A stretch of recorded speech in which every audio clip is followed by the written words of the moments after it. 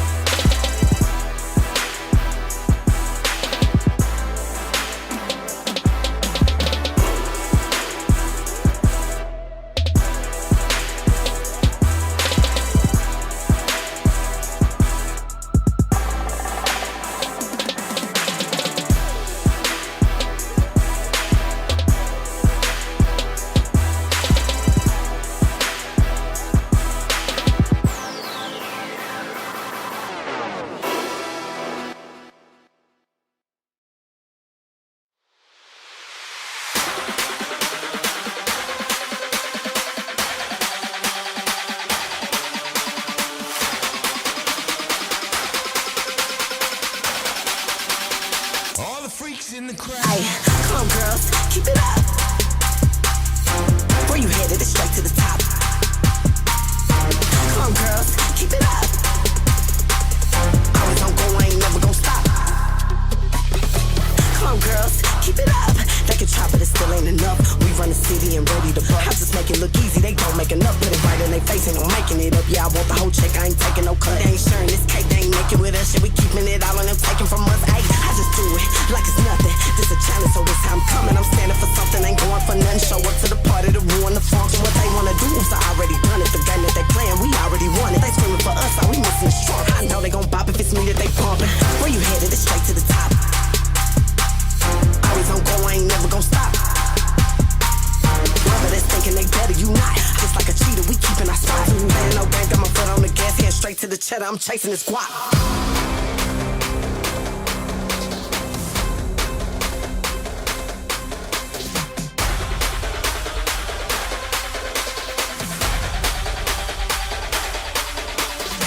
Where you headed? It's straight to the top. Always on go, I ain't never gon' stop. Man, no game, got my foot on the gas, hand straight to the cheddar. I'm chasing this guap. Come on, girls, keep it up. Where you headed? It's straight to the top. Come on, girls, keep it up. Always on go, I ain't never gon' stop. I just do it like it's nothing. This a challenge, so this how I'm coming. I'm standing for something, ain't going for nothing. Show up to the party to ruin the function. What they wanna do is I already done it. The game that they playing, we already won it. They screaming for us, all we missing is strong. I know they gon' bop if it's me that they bumping. Where you headed? It's straight to the top. Always on go, I ain't never gon' stop. On my job, I've been punching the clock. Know I'm gon' blow up, been ready to pop. I ain't playing no game, got my foot on the gas, hand straight to the cheddar. I'm chasing this guap. Come on, girls, keep it up. Where you headed? It's straight to the top. Come on, girls, keep it up. Always on go, I ain't never gon' stop.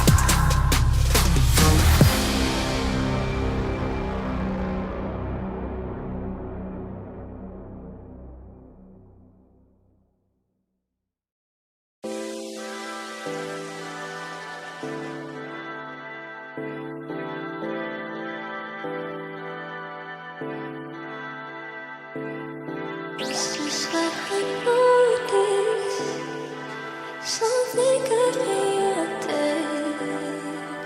haunted.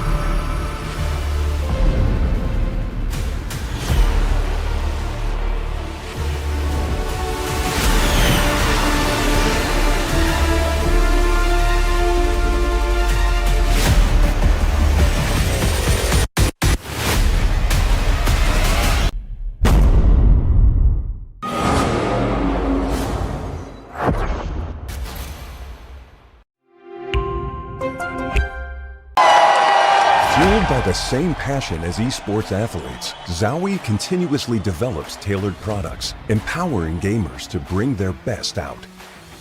Today, we are launching the all-new XL2566X Plus, which uses the newly developed Fast TN panel and upgraded Diac2 technology. The new monitor series continue to evolve, refining details to ensure players can perform their best consistently in games.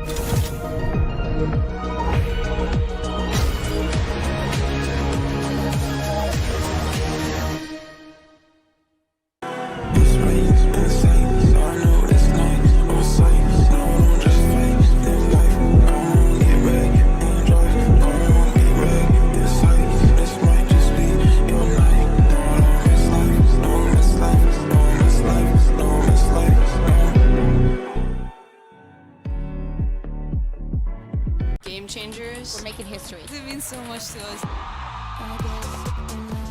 The beauty of gaming is it doesn't matter who you are, but as long as I'm good enough, I can go as far as I want. 全世界都会知道我们的厉害。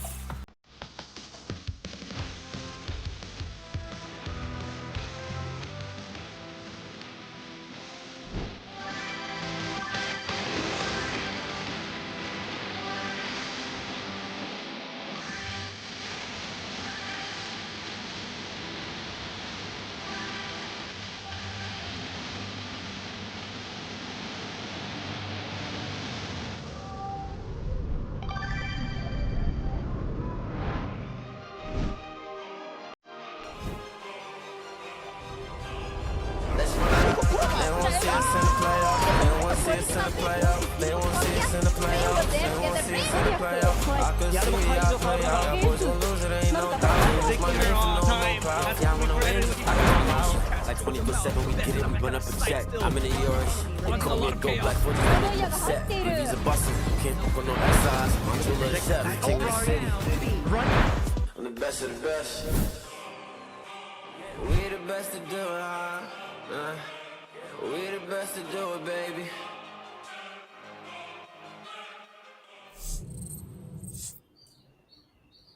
Hello everyone and welcome to the VALORANT Game Changers Pacific 2025.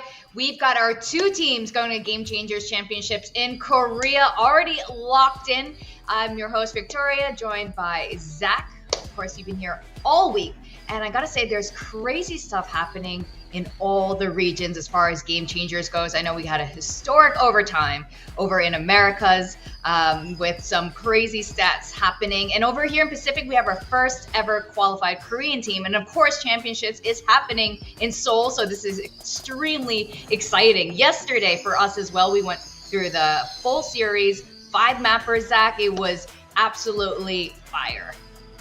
100%. And I mean, you could see how much it meant to Ninetales at the, end of it. You could see the relief, you could see the joy, the disbelief, but also just the fact that they did it. They were going to be able to represent their home country, while playing in their home country, which, like you said, is exactly, what would mean the most to a team like this. Especially, you could see how hard they took their loss the previous day to Zipto.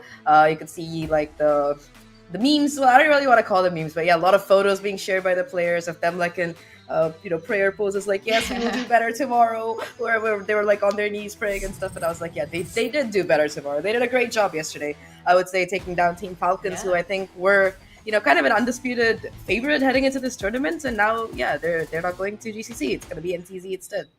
Yeah, that's right. And they just looked very relaxed. Actually, every single map, going through. They just had their eyes on the prize. Of course, there's the prize pool, but for a lot of these players, going to championships is the real prize, and being able to represent their country, of course, in Seoul is such a big deal. They were singing songs to hype themselves up. They were playing some Psy champions pre-match, I believe, singing it together and just having a really good time.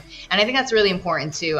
Prize pool aside, is just being able to enjoy the moment. I think this is something that every pro kind of comes across this question when they get so deep into the tournament, especially the regional tournament. So we had a lot of surprises throughout this tournament here. Like you said, Falcons were the favorites to win it all, but then they got pushed into the lowers, and they of course made a really good run through lowers, but then they got knocked out. On the other hand, Zipto up on top there, going undefeated in Pacific. Yeah, so far at least they haven't dropped a single map yet. It's just been a clean spate of 2-0s. I think we pointed it out yesterday. Like, Zipto is basically the Reaper meme, knocking on like team stores one by one and like coming out with like blood flowing underneath. So yeah, they took down Reignite Lily. They took down Falcons. To be fair to Falcons, this was a very, very close match. It was a 13-11 and a 14-12 that they lost. So yeah, but this is kind of what knocked them down to the lower bracket and caused them to basically miss out. So yeah, shout out to Zipto. They did a really good job there. And of course, NTZ as well. They did face them in that upper final, and they too got 2-0'd. Again, one map was close, one map was more dominant, but now the rematch is in the grand final. Both of these teams, until that face-off, at least NTZ, they were completely undefeated. Zipto, on the other hand, they were kind of used to being that second seed, consistently, coming second, in the I don't know if you can hear this audio here. This is the clip where they were singing. I don't know if the audience can hear it, but they were singing Champions. It's so wholesome, actually, listening to them. This was pre-match, by the way. They were getting really hyped up, and I believe all the girls there are having a really good time, hyping each other's up, even their opponents, before they start. So I think that's the other cool thing about this. We joke about power of friendship on teams in Pacific, but I think when it comes to game changers, everyone is just friends with each other, which is so cool.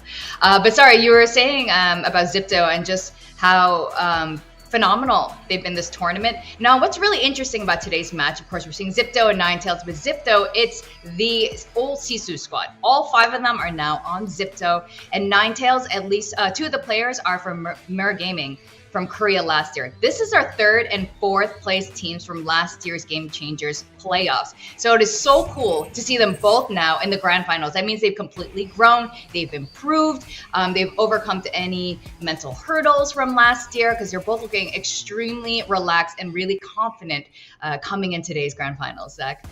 100%. I think that's a really great point that you made. Both of these teams, they narrowly missed out on the championship last year. There was no lower bracket run, so they weren't able to really redeem themselves after their respective losses to Falcons and Zeta.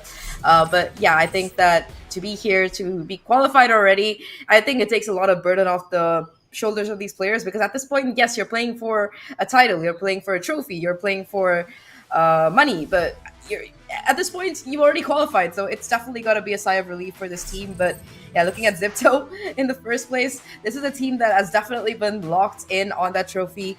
I think you mentioned it, Vic. This is basically the core from Sisu. I think the biggest addition, or rather the most dynamic addition, has been Yume to this team. The split, I think that she's been looking absolutely fantastic throughout this entire tournament. And of course, the rest of the team, they don't really need a introduction if you've been watching GC Pacific at any point for the last, GC SEA at any point for the last 1 or 2 years. But, Grahams has really grown. And I remember when she came in and she picked Reina, I think she was like 17 or something back then, really young. And yeah, now she's like a proper flex player, picks up the Duelist, picks up the Yeoman. Still an absolute badass, if I may say so myself. Capricious, again, like she used to play Jet, shifting more over to the IGL role. And I think that she has really been able to give this team a lot of the emotional support that it's kind of needed in a lot of these tense rounds. Her calling has just been great so far, and I think in that final series as well against NTZ, individually she was just so good in her 1v1s. Yes, that's right. And you were talking about Yume, and she's our only Thai player left in the finals in the top 4 teams.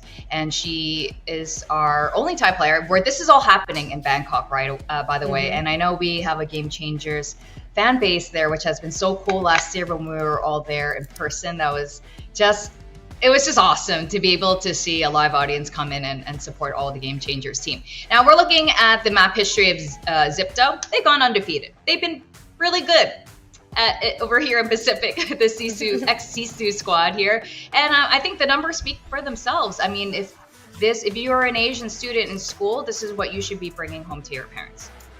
Yeah, that's probably why my parents didn't really appreciate my grades, at least in college. But yeah, we don't have to go into that. I would agree with you though. 100%, 100%, 100% is a nice number to see.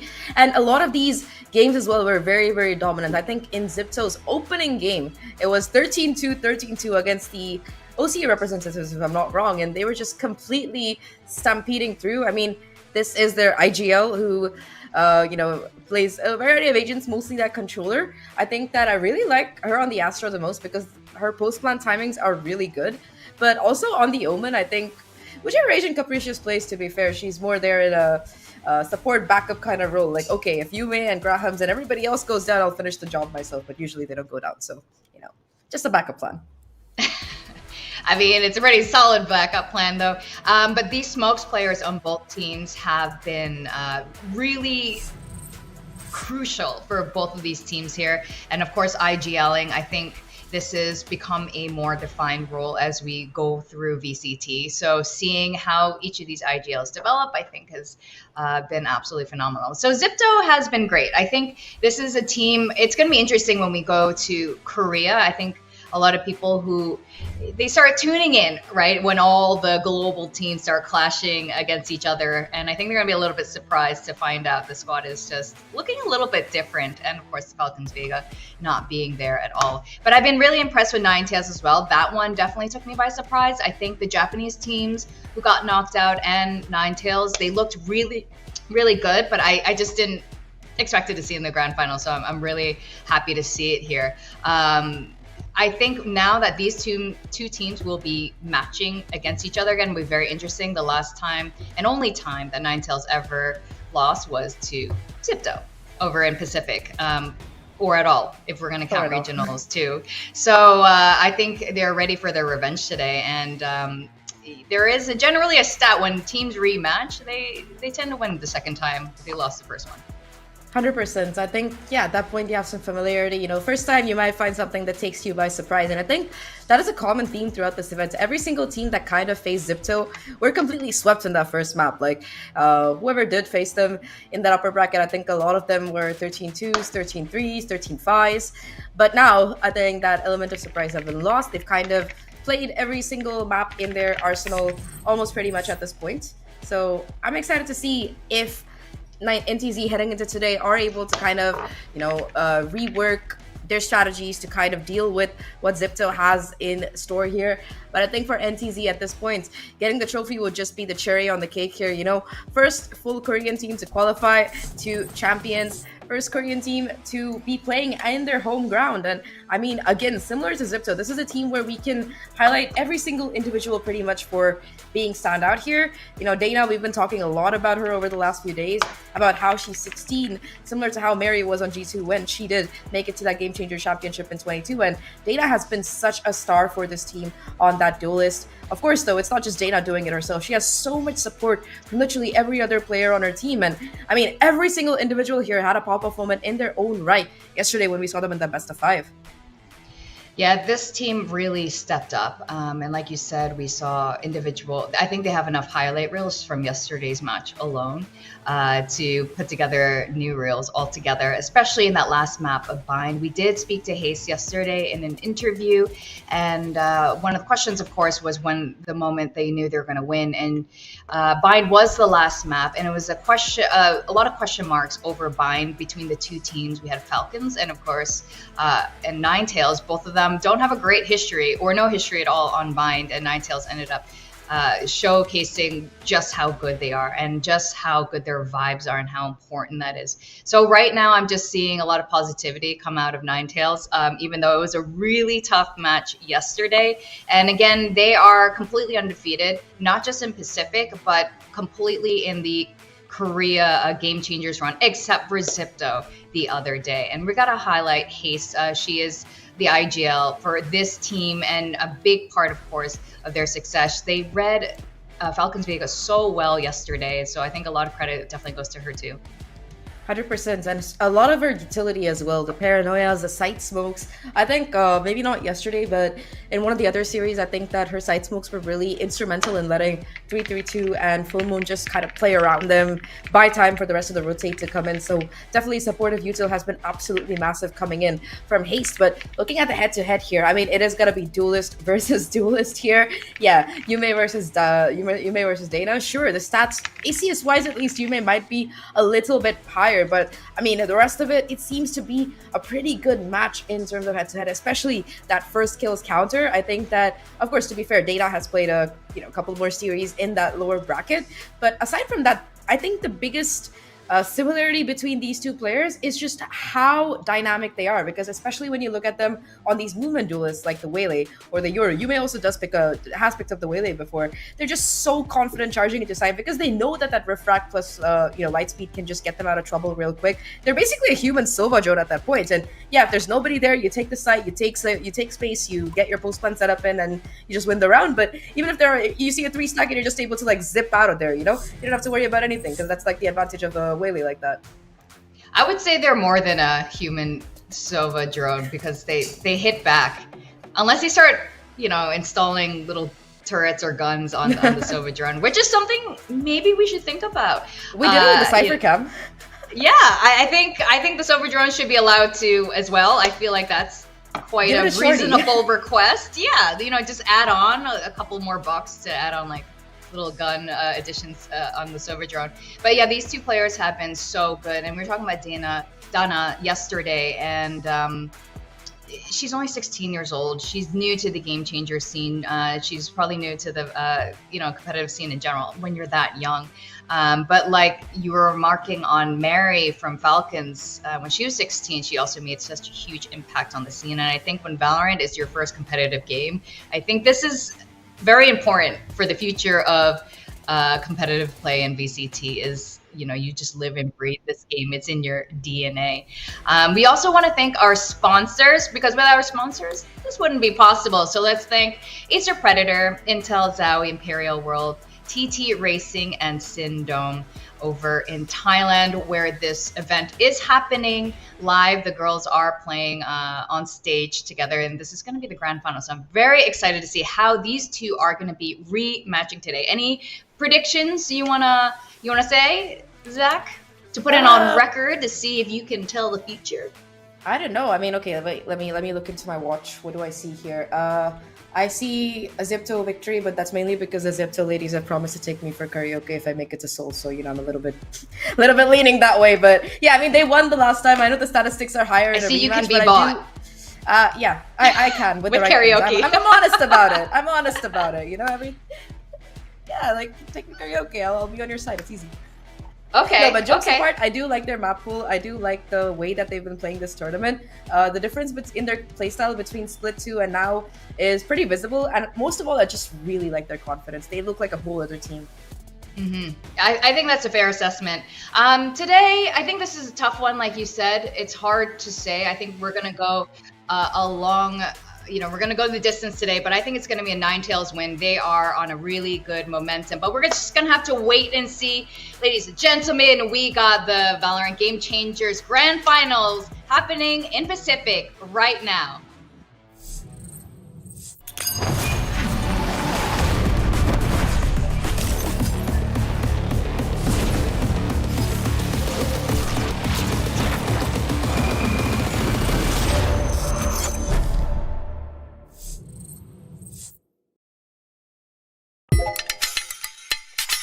笑顔と元気があふれる、まるでゲームに入った時のよう。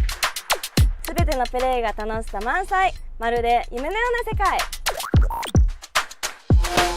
どの色を選んでも、まるでゲームで新しいプレイを生み出すように、1秒1秒がエネルギーに満ちている。 캔버스에 한 획을 그릴 때마다 게임에서 우리가 길을 뚫는 거랑 똑같이 한 번 한 번의 플레이가 모여서 우리가 같이 만들어가는 승리의 길을 완성하는 거야.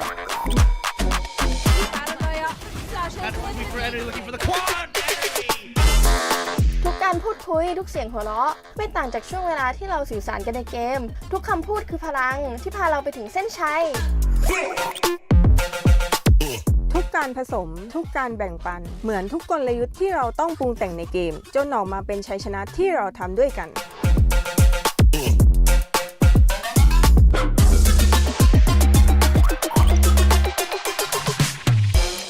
Simple happiness. Just like every smile we share in the game, every match is another conversation we build together.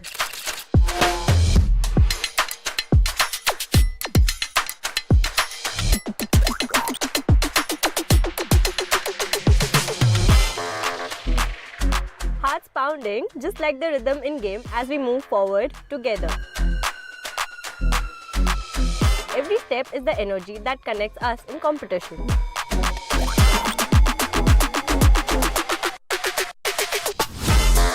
The breeze that brushes by, just like the moment we take control of the game.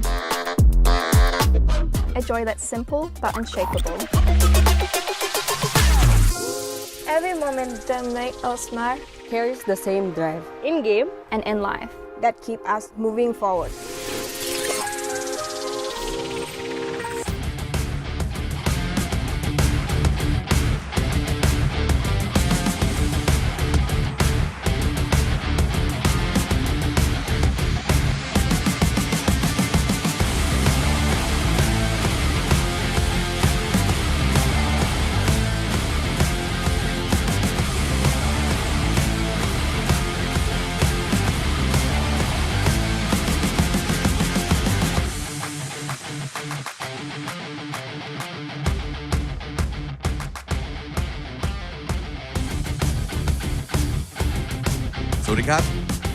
Ladies and gentlemen, welcome to VALORANT Game Changers Pacific 2025 Grand Finals. After months of intense competition, as well as countless clutch plays, it all has led us to today, where two remaining teams have to compete for this one title. First of all, we have Crypto Esports GC, the powerhouse of the competition, and they have dominated the upper bracket with such precision and great composure, got them to this point. On the other hand, their opponents, none other than Ninetales, who have pushed through the lower bracket with heart, grit, and unbreakable will to win. I mean, we have such amazing teams here today with me competing out for this trophy, but only one team will be able to claim the title of the VALORANT Game Changers champions. Who will it be? I'm so ready to find out, and I believe so do you. So, let's wait no longer. Ladies and gentlemen, welcome to the Grand Finals of Game Changers Pacific! As Zipto takes it away at 2-0 for the team and a slot towards that Grand Finals. Back in 2024, with our former squad, we finished third. We thought we gave it everything. But to be a champion, you have to be better than your best. Every day, every match, every round. We never stop pushing. And Crypto Esports is just shining bright. 8-2 here. Their attack overwhelming. The whole team is in a fantastic groove right now. Just one more step. 우리 팀은 올해 만들어진 팀입니다. 각각 다른 곳에서 모였지만 목표는 하나입니다. Can she get away with it though? Outlaw can't get it done. Down and through the wall, even straight to the head. And then Aries dead. 오늘 어떤 일이 펼쳐질지 모릅니다. 하지만 한 가지 확실한 건 저희는 절대 포기하지 않는다는 겁니다. History! They are going to Game Changers Championship.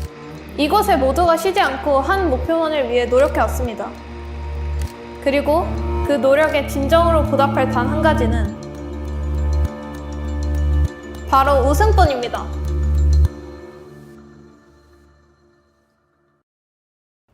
We faced each other before, and we got the win. But as everyone knows, in the grand final, anything can happen. They'll be coming at us with everything they've got, looking for revenge. But they can try all they want. 다시 한번 생각해봐. 우리가 이 그랜드 파이널까지 올 수 있던 이유가 뭔지를 알아? 바로 포기하지 않은 마음가짐이야. 집토, 좋은 경험 고맙다. 하지만 우린 배웠고 이젠 똑같이 끝날 생각하지 마.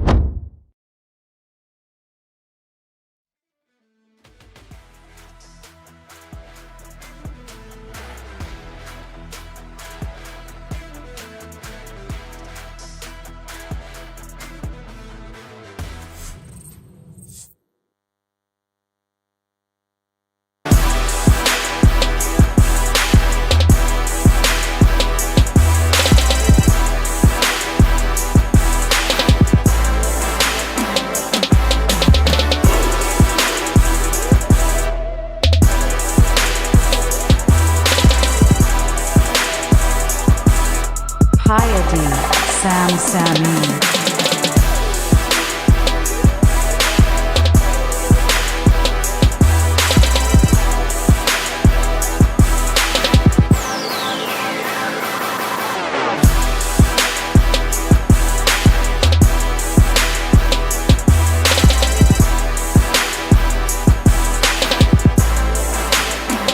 Grahams, Dana.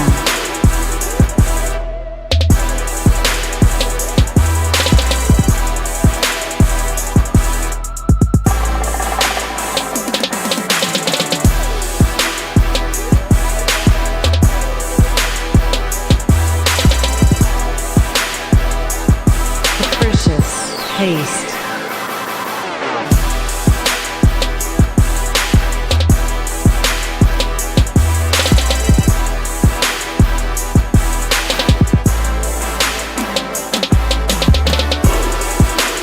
You may ever.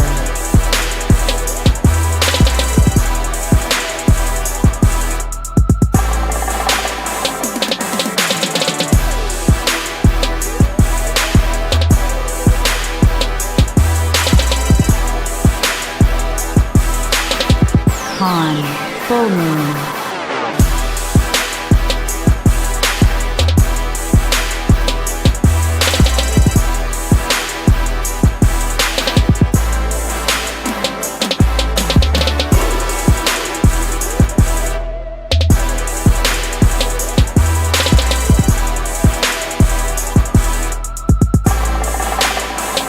CN, Hype.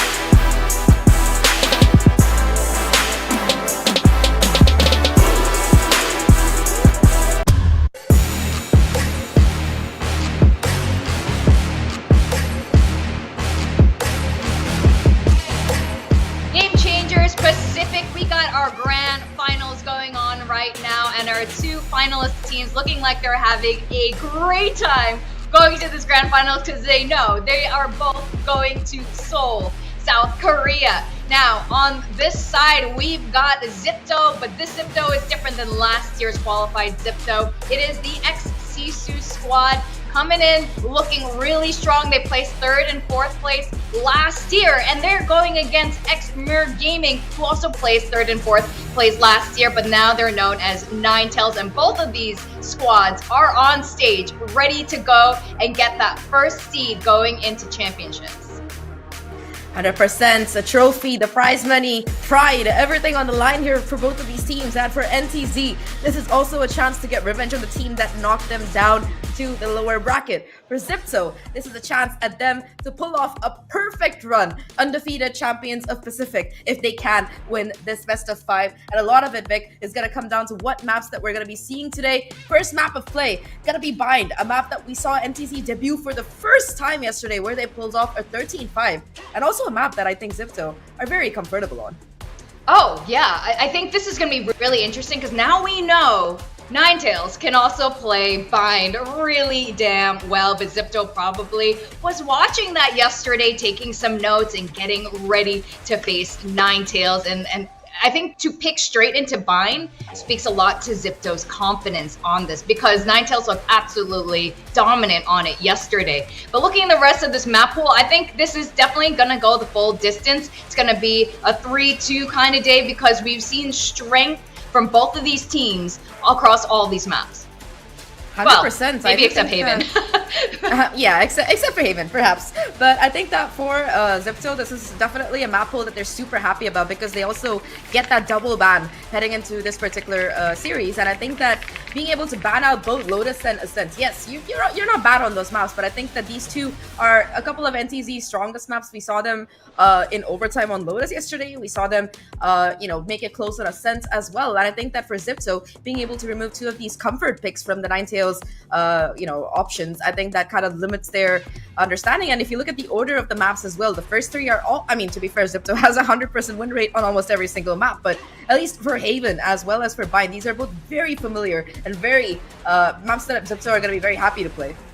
Oh, definitely. But we know right now that Ninetales wants revenge. Yesterday, Hayes said in her interview that their main focus was to make sure they qualified to Seoul and to get into the grand finals. But now that that is done and dusted, they are ready for revenge, in her words from Hayes yesterday, against Zipto. So I think they will be pushing back as we get the agent draft for the first map of Bind.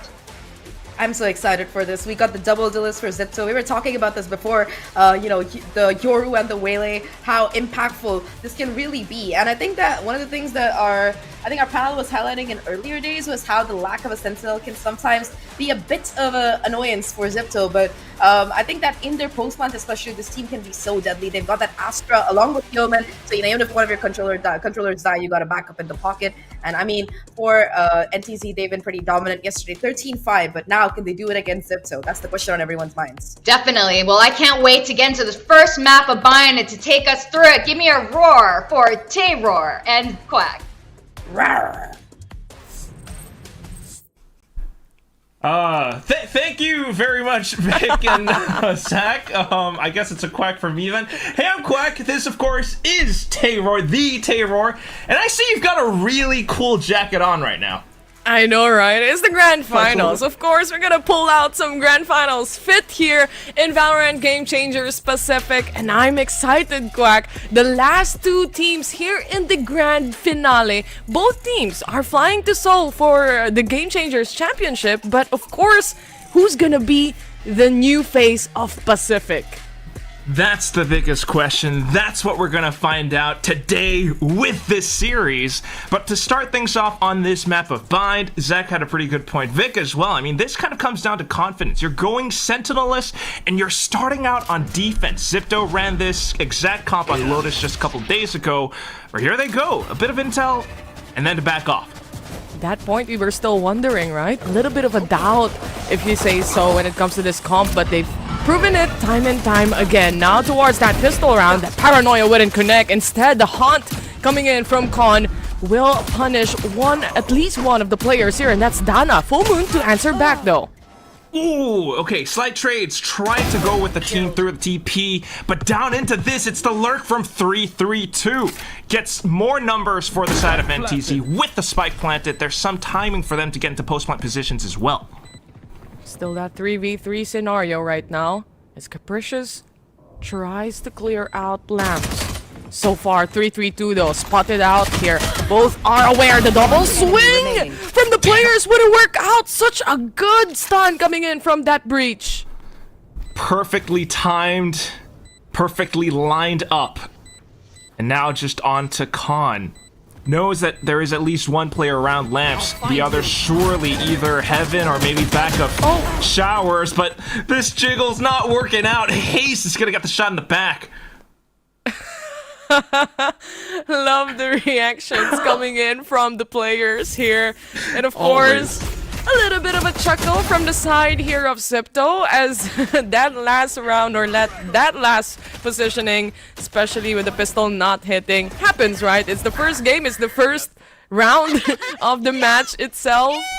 And Con just had to laugh at that point. But this first round goes towards Ninetales here. And I want to say, before everything else goes chaotic here, Quack, loving the vibes of both teams. 100%. I mean, even the walkout. So it's a good way to kind of just laugh things off, reset that mental, go into the next round, or at least, the subsequent rounds to set up the entire first map. You can see that Haste is going to be kind of that money man for the side of NTZ right now.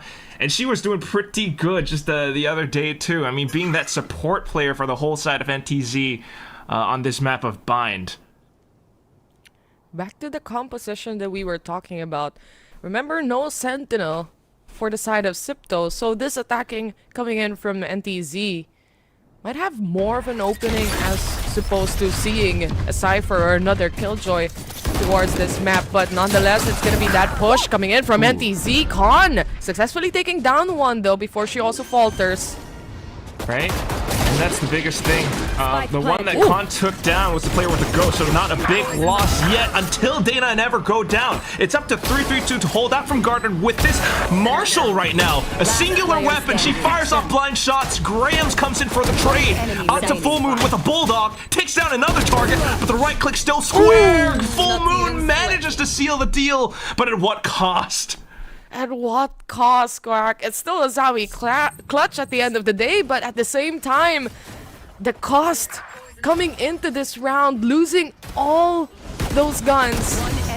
But definitely the round was more important for them to take coming into this. Good chance for Sipto though to turn things around and maybe make a thrifty happen, but again, Classic can only have too much of a bullets, right? You still have to reload in the end. This is gonna be a full buy round now, though, for Sipto. Good chance to strike back. Some early info once again. That's what they need. So now aware that there could be a potential A hit coming soon, but also being cautious as well, knowing that you've seen some of these explosive plays from NTZ just a day ago, and it's gonna be Dana with the double satchel on the judge. Yume's prepared for it here. Just from behind, 3-3-2. He does like lurking around the map, and we've seen it time and time again. But look at this, the flood towards the side coming in from Sipto. Unfortunately, Haste in position here to take that triple kill. Full Moon, on the other hand, still on the correct spot as well. And Con left fumbling around the map as 3-3-2 and her late lurks comes into action. Just fantastic work coming out of Ninetales. I mean, this is one of those where you really got to slow things down and kind of take a look at everything from a micro perspective. There were smokes on this site, but as soon as Zipto continued to swing out from that one angle, Haste is able to lock every single thing down, Tay. This is just an unbelievable bonus round start for Ninetales right now. They kind of want to push out onto Haze specifically at that point, but it was one after the other player coming out of that spot, and obviously Haze just locked in onto those heads. Here though, for round number 4, Zipto, they're just holding on to Sheriffs here, and for NTZ, look at the discipline coming in from this team. They're well aware that there might be an aggressive push that may come from towards Zipto's side, especially on this eco. For real. I mean, they were just playing against Falcons Vega, a team that was so notorious for repeatedly pushing out on ecos, right, Dave? But yeah. I guess it does come down to this, Zipto needing to take a breather. Ninetales are warmed up right after their lower final game, and they're coming out swinging. This map should, on paper, be Zipto's, but well, it's a slow creep now from 3-3-2. Trying to check and see if the site is clear before calling the team over. Meanwhile, utility into A site as well. It's a slight check from Con. No clear shots just yet, though. Snakebite and everything else beta. The TP play coming through now. It's gonna get slightly chaotic, so hang in tight as 332 tries to duke it out. Haste comes in for the trade. Quickly deploys some smokes. Gets the spike down, but here's a quick retake. Capricious, sharp on the draw, and it's Haste to continue with the onslaught. Graham's out from behind, off to the shorties, picks up a weapon, but shut down by Ever. What a round from both sides of the teams. It seems to start off a little bit chaotic on the side here, coming in from Sipto, with 332 trying to at least aggress herself and prepare herself with that shorty. Paid off on that first shot, and then Hayes just comes in just in time to punish the next and open up the side completely. With chaos like this, sometimes a team can strive, and for this round, it's gonna be NTZ. But look at this, Quack. Coming into the next, we do have two big utilities from Sipto's hands. And aside from that, an operator. They need to find value on this first initial pickoffs, and that is what Graham's does. Des mentioned her growth, and here it is. You may as well, another rookie player. Being able to sneak into this corner, but ooh, the kill conversion not quite there. Back to a 3-on-3, and it's a straight TP play with Khan on a long rotation. Still has that Nightfall though. Oh. Slight chance. Dana wants to apply pressure towards CT. Nightfall does get sent out though. It's the go signal for them to push into the pit, but still Haste makes a good hold. Piety now with the paranoia takes her down. It's 332 to try to clutch this out, but it's way too overwhelming, and here comes Zipto's first round. And that's what Sipto has been trying to do from the previous rounds as well, Quack. They tried to be at least flooding towards the side, making things a lot more chaotic for NTZ to handle. But at this point, even or despite having that Viper spit, they were able to find the kills that they wanted to get here. Unfortunate for Yumi's position, especially with the three players coming in from NTZ, just walking through and waltzing towards the side. She was only able to punish one, but what is important is especially this retake scenario coming in from Zipto and closing things off for the rest of the team. They were able to use that Nightfall as well. Yeah, it's just so crucial to be able to use that key piece of utility and for everyone to kind of swing in together at the same time, especially when there's that pit up. So first round on the board now. We might have a little pause coming up soon. I mean, so far it has been a nine-tail story through and through. That's true. A little bit of a pause, a little bit of at least a breather. It's also, oh, tech pause even. Okay. We love those. I mean, for at least the time being, right, as early as possible they get to fix that, but nonetheless gives us more time to at least talk a little about what's happening here. I think for Zipto, there's still a lot of adjustments coming in from this team, pacing wise as well. They're trying to keep up with NTZ surely, but at the same time you see good utilities being used. For example, Graham's with a dimensional drift just right behind the Brimstone of NTZ's, but it just doesn't work out the way she wants it to work out. And I think the timing is more important here for Zipto. You are absolutely right, Tay. I mean, just thinking about it as well, I mean, they are running that double duelist with the Waylay and the Yoru. So it all comes down to this, the early intel that they're able to gain or early picks. If not, they don't have that much stall unless everything is timed that well. It's a pop flash play this time that gives them info outside of B long, but everyone has to bail, leaving Khan alone on this site. A lot of pressure mounting up. His position though was able to still get a little bit of a chip damage towards Piety as they try to at least go towards a control. Picking up that orb makes this ultimate available for Dana. It's gonna be huge for the rest of the team, but there's gonna be Piety to stop things off. And now with a convergence path being used, a little bit of a delay here towards NTZ's side. Hayes not gonna be able to answer back. And everyone else is just scrambling around the side, trying to make kills happen.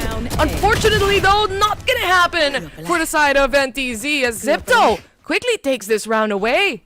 Not a chance. I mean, they kind of anticipated that the players from... Well, Ninetales anticipated that the players from Zipto might have just backtracked into the B site to hold. That's maybe why they went through the TP, but it was such a big tell. And Zipto were already prepared for this push through bats. Not only that, it was a slight awkward use of the Rolling Thunder at the end there. I mean, maybe trying to get themselves out of the corner, but... because it was used, it just made things that much more difficult. They weren't quite able to break through from that point. So 2-4 will be the score as Zipto continues forward with their current full buy. Graham's once again down B long, but it's Ninetales with the full push out hookah. Hun, well aware there's gonna be people on towards hookah here, but some players are seized out. Haste, blinded by the Prowler. They go for a reposition, maybe towards CT side, but Con, maybe that was the timing. She's gonna be surprised. There's gonna be 4 players waiting for her to hop out. Okay, slight spam from Yume to try to bring things back to normalcy, but that is still weapons robbed away by Ninetales. And not only that, site control as well. They're trying to delay as much as possible right now, and Haste does have an order to work off of. Trying to look for the right timing to use it, and there goes Grams though, with another shot out from the back. And Piety now up front, close and personal.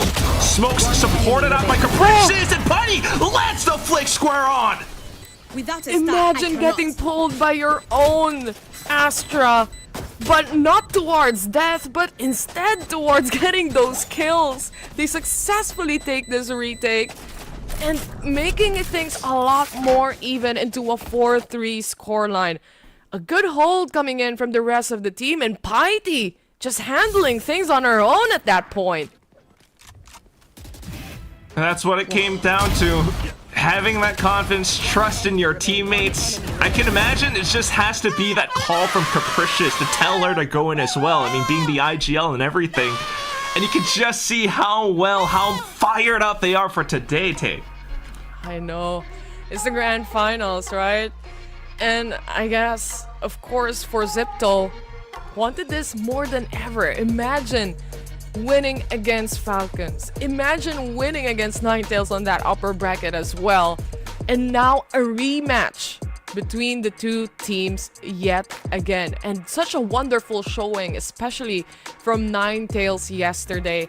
And at that point, I get a little scared, you know, heading into this matchup. But you realize to yourself as well that Zipto won against this team the other day. That's right. I mean, that's just the, most impressive thing. Vic mentioned it on the desk, how these were the 3rd and 4th placing teams from last year. Yeah, so much growth. Zipto, the only losses that they've really suffered so far in their match histories was against Falcons Vega. Now they've conquered them, and now they were the ones to end Ninetales' winning streak to come back up to this point. You can bet that this will be a pretty tight scoreline. 3-4 right now. And once again, Graham's with this op. This time down A short. A short, it seems like, for NTZ side as well. So maybe this is a good area to get that pickoff happen. But first shot would connect a little bit. Not enough for the kill, but it's okay. That's going to be Yumi picking up the pace instead. It's a 1-to-1 trade so far, but the setup's coming in from NTZ all the way to A side. They want to go in. Still, though, losing Yumi makes things a little bit worrisome. Zip don't have trust in their setups right now. Piety trying to play sneaky around the top of the APC, but players out from the round back as well. It's going to be the Nightfall that gets sent out into kills from Zipto. They hold steadfast around the smokes, knowing that this is the site the Ninetales are committing to. Prowler off the chase now, and it takes to try to slow it down. 2 kills quickly picked up, but she needs so much more. Ring around the Rosie. Back towards the top of truck. Slight spam as she gets spotted out by Piety. Feels nervousness from the spike getting tapped on, and it's Piety who domes her in the skull instead. Oh my goodness, this game already, and already it is a 4-4 at this point. In a 2v1 scenario like that, especially with the help of the smoke, you just wonder, you're left wondering, right, if it's a continued diffuse or if it's just a tap towards the spike. They didn't even manage to make it halfway into diffusing that spike, but they knew they had to clear out the last player here. And for Haze, very unfortunate this time around. No other utilities to play, even on that Molly. So nonetheless, A clean 4-4 and Zipto back in action here. And of course, Quack, on to the next round. They still have that operator. It's been such a strong tool for them to retrieve information with. I mean, all these pop flashes, the ability to gate crash away. But this time, no one around B long. You know, it comes down to process of deduction at this point. Oh, Graham's missed the first shot here. She has to revert back into position towards B side. They know it's gonna be this B take, and they're coming in fast. The kill from Graham's, but the trade from Dana is there. Con in position as well towards A side. A fight happening, and Dana to win inside B, but not anymore as Piety finds her and tucks her away. Zipto, man. Oh, it's chaotic right now, honestly. A little bit, yeah. I mean, it's tough to predict how Zipto is gonna set themselves up defensively as well, because they're continuously rotating or randomizing, you know, Graham's position. Earlier on, she was A short, this time back down hookah. But it's close enough for them to pick up info, pick up sounds. And, you know, it's basically a round where Zipto wags their finger at Ninetales saying, nah, you're not gonna get 50 this time, bro. Next round up, and Graham's is back to B long, especially with the hits from before. Sets her gate crash up, but otherwise just enough info to call for her team to be ready. The thing is, for Zipto, right, they don't have sentinels. We keep talking about it, surely, but the pulls, the stunts from Capricious, just being that perfectly timed, I think that does a lot, holding the positions here of NTZ and making a lot more things, or a lot more chaotic on this side takes. You're right. And that's exactly why Ninetales are slowing things down as well. They feel the need to try to create more pressure around the map first, because these straight entries not working out. 3-2 unfortunately eliminated, and now Dana goes down as well. A complete wrench in the plans for Ninetales as Zipto continues to take members down. Just ever stuck inside of the smoke, quickly eviscerated by Khan with a shorty. So 6-4 now. Zipto doing so good in actually holding the site here. Not other than that, but the aim duels looking much more in pace now. Aside from that, of course, it's a Yoru. At the end of the day, you're still clueless where the TP comes in, where the fake goes. And if they cannot shut that down for NTZ side, they're gonna be left guessing the entirety of the rounds. I couldn't agree more.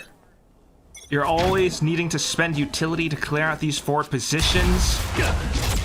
And here goes Graham's again, of course. All the way to B, right? Wow. And just a bait set up into Piety on top of the boxes, too. Now it's a Shower's position coming out from Ninetales.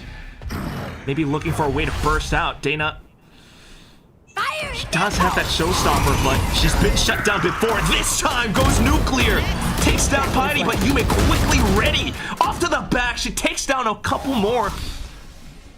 Then you've got Capricious sneaking around the corner, spots out by the barrel, and gets a tap. Another round where Ever becomes the last player standing. Has 3 utility, players, but no angle. Damn. Imagine you have 3 players to go up against, but you hear 4 footsteps here, Quack. Yeah, I know. It must mess up how you're thinking where to look at.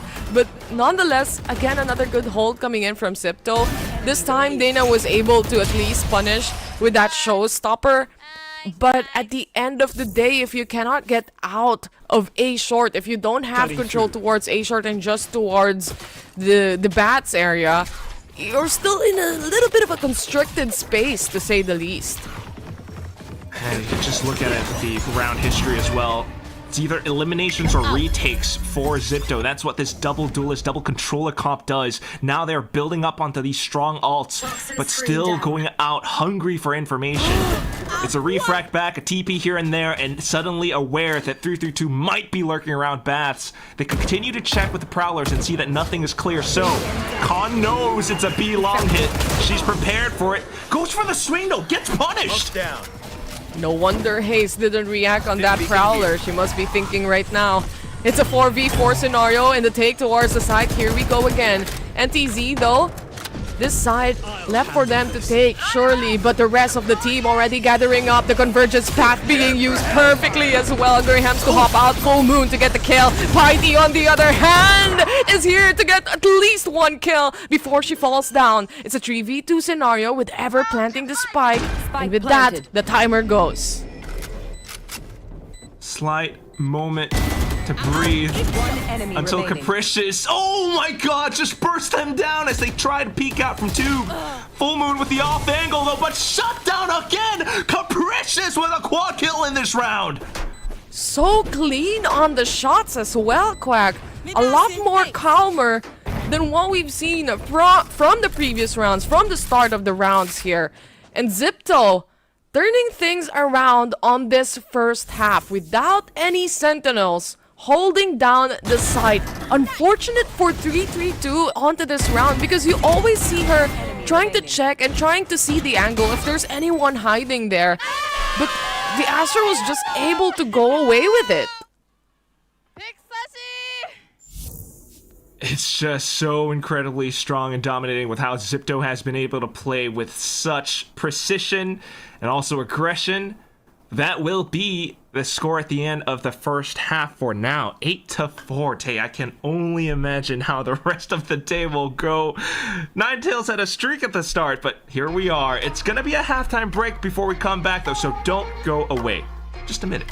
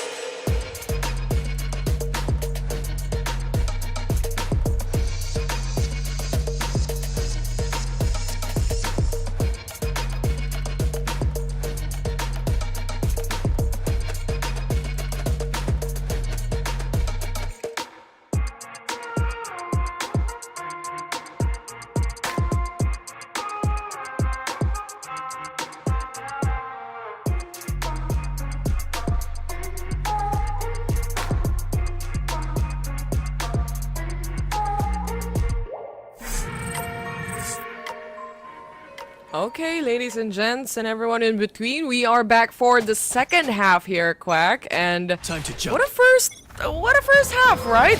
It's quite fast, I have to say, but look at this, already faster. It's gonna be the players of NTZ as they try to push in. It's gonna be 4 people, surprise, surprise, but Ever and Dana to get kills by themselves here, and clearing out immediately 3 players from Zipto.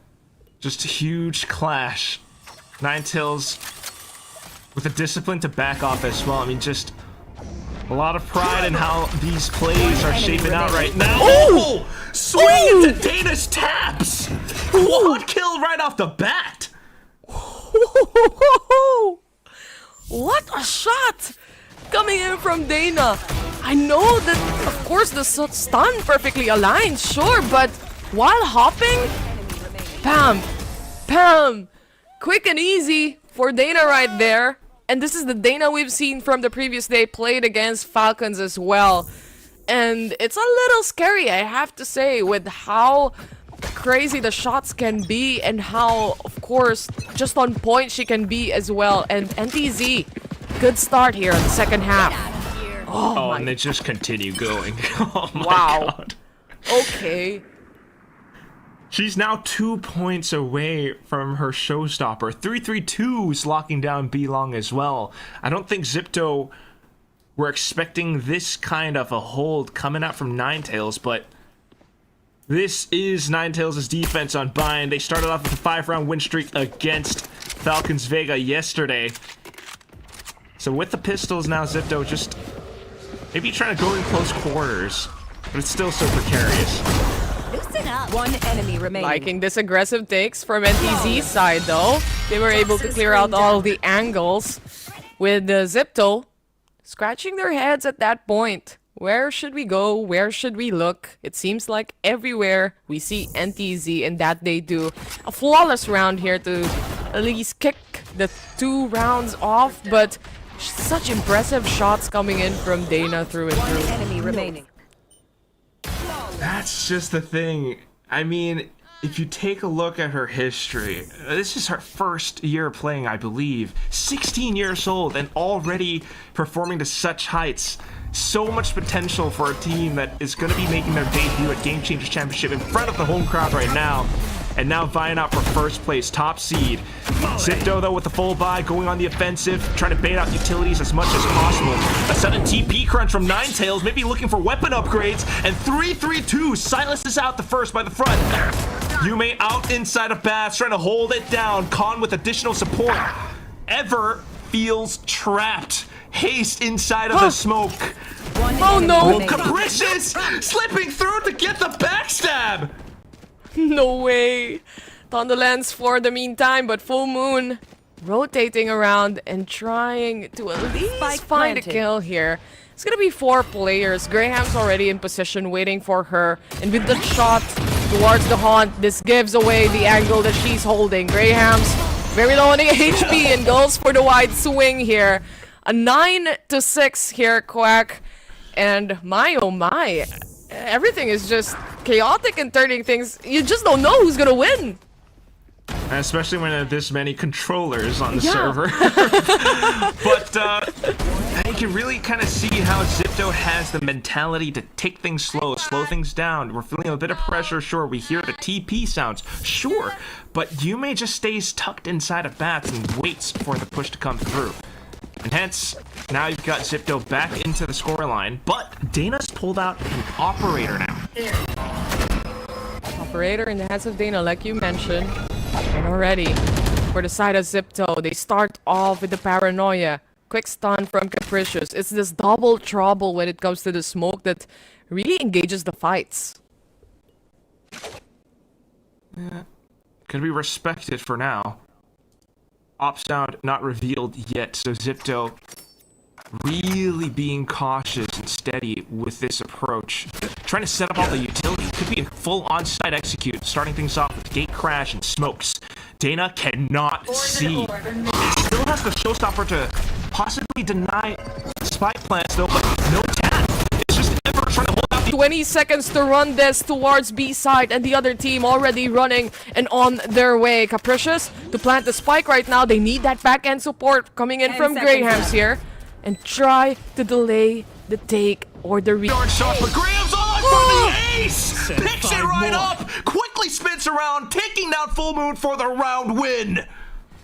It's an even playing field at that point, Quack. When the spike being put down, but the Prowler didn't spot anyone, didn't give them any information at all. They tried to play inside through the smokes. And for Zipto, all the way from trying to fight A control and going all the way towards B side, it just made everything possible here, and even an ace for Graham. She was gonna ace too. Unbelievable. Just a few years ago, playing on that stage without a mouse pad, and here she comes. Coach CA is a happy boy in that booth right now. He is. He truly is coming into that round, and here NTZ doesn't really have that economy to work off, and Full Moon being tagged out, losing 1 initiator in the process here for NTZ side. But on this defense, look how deep they are on the map. Seems like they are already on the attacking side at this point. Still though, without the guns, you don't want to be giving up too many out points to your opponent, so try to sneak around the back through 3-2. Not too bad. Capricious quickly trades off. Now, Zipto feeling that B site maybe a little bit more open, trying to rush across while taking down Dana as well. Little bit of a hide and seek happening here on this round, surely, but Ever was able to pick up a kill here before she falls down. Haste left alone. Taken down. And the hop out from Capricious. Okay. 30 seconds left. Sheriffs and Game Changers. It always goes hand in hand, but only until the last 2 players here coming in from Zipto. Gotta love it though. It's definitely signs of life still for Ninetales, but nonetheless, Zipto slightly beyond double digits at this point. Taking things slow, having the discipline and cautiousness to take things slow on eco rounds. I mean, they're looking to close this map out really quick, really soon. The only thing that you can kind of hope for with Ninetales on the upcoming one is they have Dana on that showstopper. They could potentially go in for retakes or to slow down spike plants, but if not, that could very well be Zipto up to map point. True that, 100%. And at the same time, even if Dana was also trying to pick up the operator, she really didn't have a space here. Remember, for Zipto's side, they have an Astra. They also have another controller here, which is the Omen. So it's a lot more harder to really find the perfect angle where you could really have a clear shot on that operator, especially with the two controllers that Zipto has. And of course, for Dana a while ago, it's more of a shorty that got the kill instead of that operator. So they really haven't found value the way that they wanted to find the value in this op. For sure. I mean, whatever worked yesterday isn't really working out the same way today. And they did have strong pistols here and there, but that aside, you know, we're not seeing a lot of holds coming through because Zipto have just been setting up, going in, especially when it's Yume and Graham's piloting the entry, the tip of the spear. Here comes Dana though. Aggressive push out, wanting to take early control. That's Capricious gone. Clean and clear shot that takes things off here. Start of a fight. And Graham's with the dimensional rift. At least spotting out some of the enemies here. 332 has to fight for her life inside through all these smokes that we keep talking about. The splashes to come in. NTZ, they have a showstopper to play off. Piety holding her corner here, not spotted out. Instead, she gets the kill. A double maybe not gonna happen as 332 answers back. Flash to come in from Graham's. The Viper's Pit already triggered here from NTZ's side. They want to go for that defuse. Can they steal it away? That's the question because Yume is already fragging one by one. Con versus 332. She knows what's gonna happen. That's the fake tap and the kill. Still rushed into the pit though, wanting to secure that map point as much as possible, but this is where 332 makes her stand. What a 4K round. I mean, it almost looked like it was done when Yume picked up that 2K alongside Khan's haunt into the pit, but 332, she just had the right reactions, right? Goes for taps, anticipates pushes, and quickly snaps onto heads. It is like that. The reaction coming in from 332, we've seen her pop off from the previous games. Right now. Right, exactly. 16 kills right now, amazing lurks, and not other than that, it's saving their post plants from a while ago as well. Some of the rounds that we've seen coming in from that late lurks from 332 pays off so much, but here we go for another round. 1 point for Zipto to make it to at least a match point. And for NTZ, they have a lot to catch up on. Full Moon in position, good angle to hold, but it's very close for the rest of the players. She hops out as well. 1-to-1 trade. That was Ever's fault line. Down the aftershock that allows her to stall, but Yume, ever deadly, able to refract back. Dana tries to apply more pressure out from TP, but has to be cautious. Trying to catch Capricious as well with blast back the whole kit. Not finding the shot though, but still good. Rotation successful as 332 takes entry. Now a possible spike plant while Khan, as the sole survivor, sole initiator, tries to make her go for it. Very hyper focused towards that heaven control. She's right though. Haze is there, but there's gonna be two players wrapping around her as well. Just around the corner. 332 spots her out, and that's the perfect opportunity to get the kill and punch in. That's crazy. I mean, of all the positions to take, you know it's going to be that slight duel with Ace out from top of heaven, but 332 skulks forward, crouches underneath, just to get close enough to surprise her opponent. I mean, that's what this girl is made of. Time and time again, she proves herself. And now, maybe able to close the gap. This, though, was still just a slight half-buy round coming up from Zipto. And they are starting to build up on some alts. I mean, it's going to be full buy this time. Still looking for map point. That convergence path, the cosmic divide, all up, all online. The longest 2 seconds of my life. You just wanted to keep going, don't you, Tay? Oh, okay. At least the casters, the viewers, has to get a little breather here and there, to say the least. Have some time to drink. But any other thoughts on the game so far, Taylor? What is happening? As Gen Zs would say, what the helly, right? you see, it's just, we started off the games very wholesome. We see them all having the group hugs, all having their walkouts correctly, nicely. And then they give us the emotes, and then we're back on the server where they frag the hell out of their minds. So I like what I'm seeing.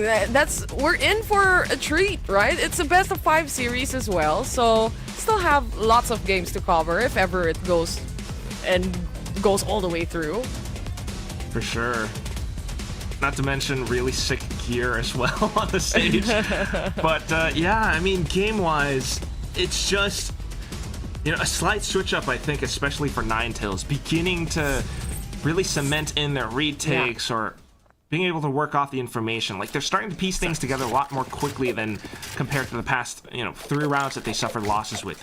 Zipto, though, this is where you need to see that switch up from them as well, right? We've seen a lot of impact from Graham so far, but now that Ninetales are beginning to take some more of these opening fights, it's starting to really throw things into mayhem. Look at this, 3-3-2! Mows every single player down off of a singular pick outside of Hookah!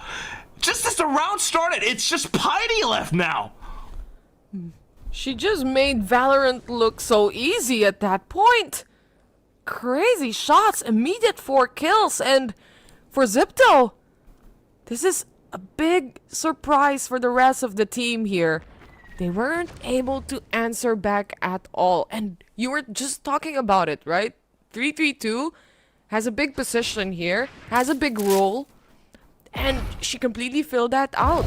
The hole, just the perfect angle to get those kills in. The confidence to do that as a Sentinel. You got no real escape plan, and she just does it. Heidi, slightly a little bit telling with the from the shadows onto the spike pickup, and it's just an angle being held by the rest of Ninetales. A deserved pop-off for sure. Valid. Very valid. I mean, look at this. Flawless coming in from NTZ. But this 4 kills, they all just lined up. Their heads are just one shot away. And it was a headshot through and through. 3-3-2. It wasn't an anti-eco round, especially. Yeah, exactly. There goes the timeout. A much needed one for Zipto's side. It's always the curse of Southeast Asian teams, right? This 11-point mark, Quack. Always.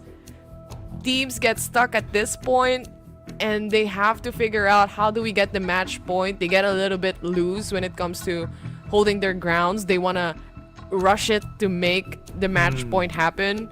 And sometimes it bites you back. That's why you gotta love the coach timeout. See what's popping up from before, but this time definitely needing to kind of rein things in a little bit. Take a breather. You do have some alts that you're sitting on still, but with the rounds going by this way, I mean, I'm not even sure if they can buy up in the upcoming round. They do have some alts, but it's Ninetales closing in the gap. No, they cannot buy up. They're just 2 points away to making things even here. For Zipto's side, of course, they can only buy as much. They have a Bulldog to play and some Sheriffs here. But we are seeing more of that aggressive Elise early pickups or early fights come in from NTZ and Zipto. They have to be more aware of that. Full move though. Holding her position from behind. Okay, they're finally back here, but they've used up that ultimate. 3-3-2 though, only good for 1 on that lurk. Not too bad. I mean, this was such an insane push coming up from Ninetales. Didn't see anyone down B long, so 3 of them decided to scale down into the Rolling Thunder play. All of a sudden, though, Zipto with a mid-round call to... Oh, just a bit of utility on the A side, trying to pull some attention away while the rest of the team cuts noise. Ninetales not biting the bait, though. They're not buying it. There's still Dana holding position towards B long. Now she knows. This might be the call for the rest of the team and the enemy players to also go and rotate around. But look at this pivot coming in from Zipto. It's gonna be A side take. They have that spacing from the 2 players here on Lamps. That's right. Slight over-rotation coming out from Ninetales. 30 seconds left. But the haste. Patience as ever. Now spots players out by the barrel, knowing that they're going to want to take more space because they're on Sheriffs if they do get the spike down on A site. Trying to get closer up to it now. Capricious at least takes one down with her. Now Rifles on the other side for Zipto, but still a lot more targets to hit. Prowler reveals one. Yume not landing the shot though. Wants to buy time with the ult deployed towards backside. Khan holds down Lamps while Yume takes down Heaven. Just ever left, and she peeks out into Yume with a Bulldog triple kill for the round. Zipto now up to map point. Finally finding that point they truly need for that match point. And here on this round, they were able to at least secure the kills, especially coming from those lurks. Not other than that, if this round, remember, it kind of started off with just some sheriffs on the hands of some of the players, and at the same time, that space coming in from Lamps, that was the game changer. That was the play here coming in from Zipto that they were able to take that round away.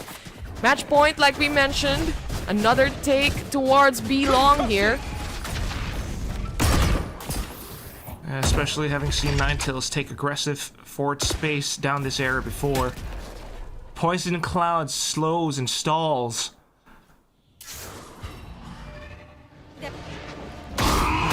Also be put into action here. 3v2 in the same position where she got her 4K. Bring them down. But Zipto, they know that this TP could help them out if ever worse comes to worse, especially on this take that they want to do.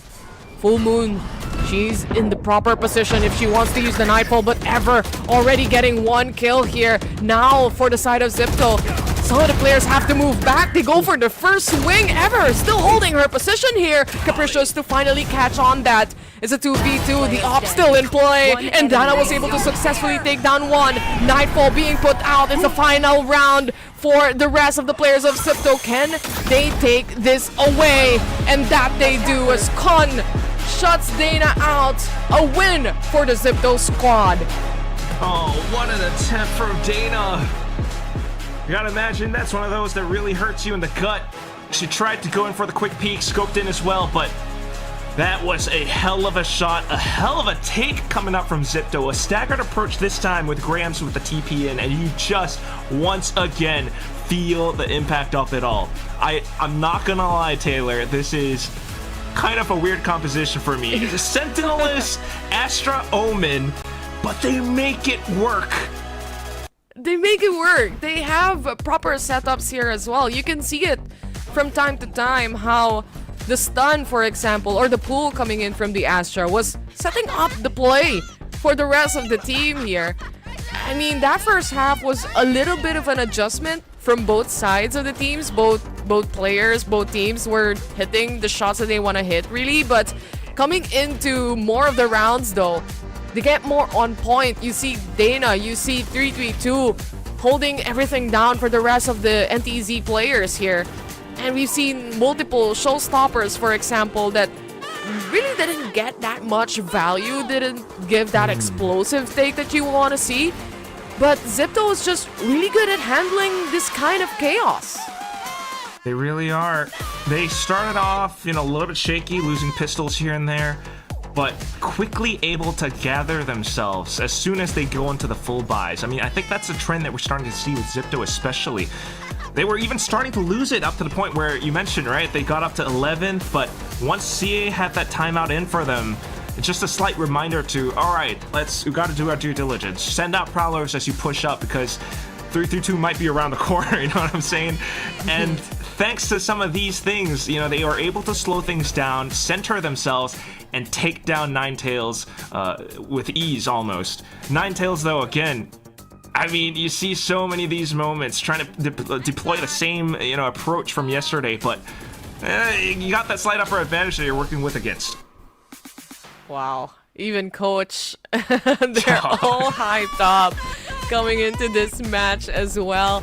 Graham's performance was just also phenomenal. Even on the operator setup that she did from the rounds that we've seen, they had that operator, found so much value in it. And at the same time, Con for a finisher. Everyone's just working their way here to at least gather the points as much as they can. And of course, that match point, especially on the finale round. But let's see what our panelist has to say about this. Vic and Zach, are you still guys okay or having a heart attack out there? Thank you so much, guys. I'm having so much fun. I can't believe this is the first map of the grand finals. I think we are going to have a very exciting series coming up. Now, Bind was Zipto's pick, but Bind was played really well by Ninetales yesterday. But Zipto continued to be absolutely dominating on Bind until maybe today. Ninetales had some really good ideas, but Zipto's defense, Zach, was just too good. Incredible, to be honest, and especially since, like Quack pointed out, they had a little bit of a slow start there with NTZ being able to win that pistol and then also carry that momentum forward. But you know, towards the tail end of the half, especially after they got that operator online, Graham was just able to keep constant pressure online because, you know, with that Yoru on operator, okay, you go towards B long, you lose a player, all right, we avoid B, we go back towards A. Guess who's in showers already? Yep, it's Graham's. And yeah, I think Graham's was just incredible throughout this map. That 1v2 clutch that she won, the ace as well. Yeah, just really, really strong gameplay coming out of her. Yeah, I think she was a really big part in making sure things were in the favor of Zipto here. And you guys were talking about this earlier this week, and have you guys ever found out if Grams uses a mouse pad now? I do believe she has acquired one ahead of this tournament, if nothing else. But, yes. Okay, so it seems to be helping. She was already really good, and now I feel like there's a new level of consistency here. You know, getting that mouse pad.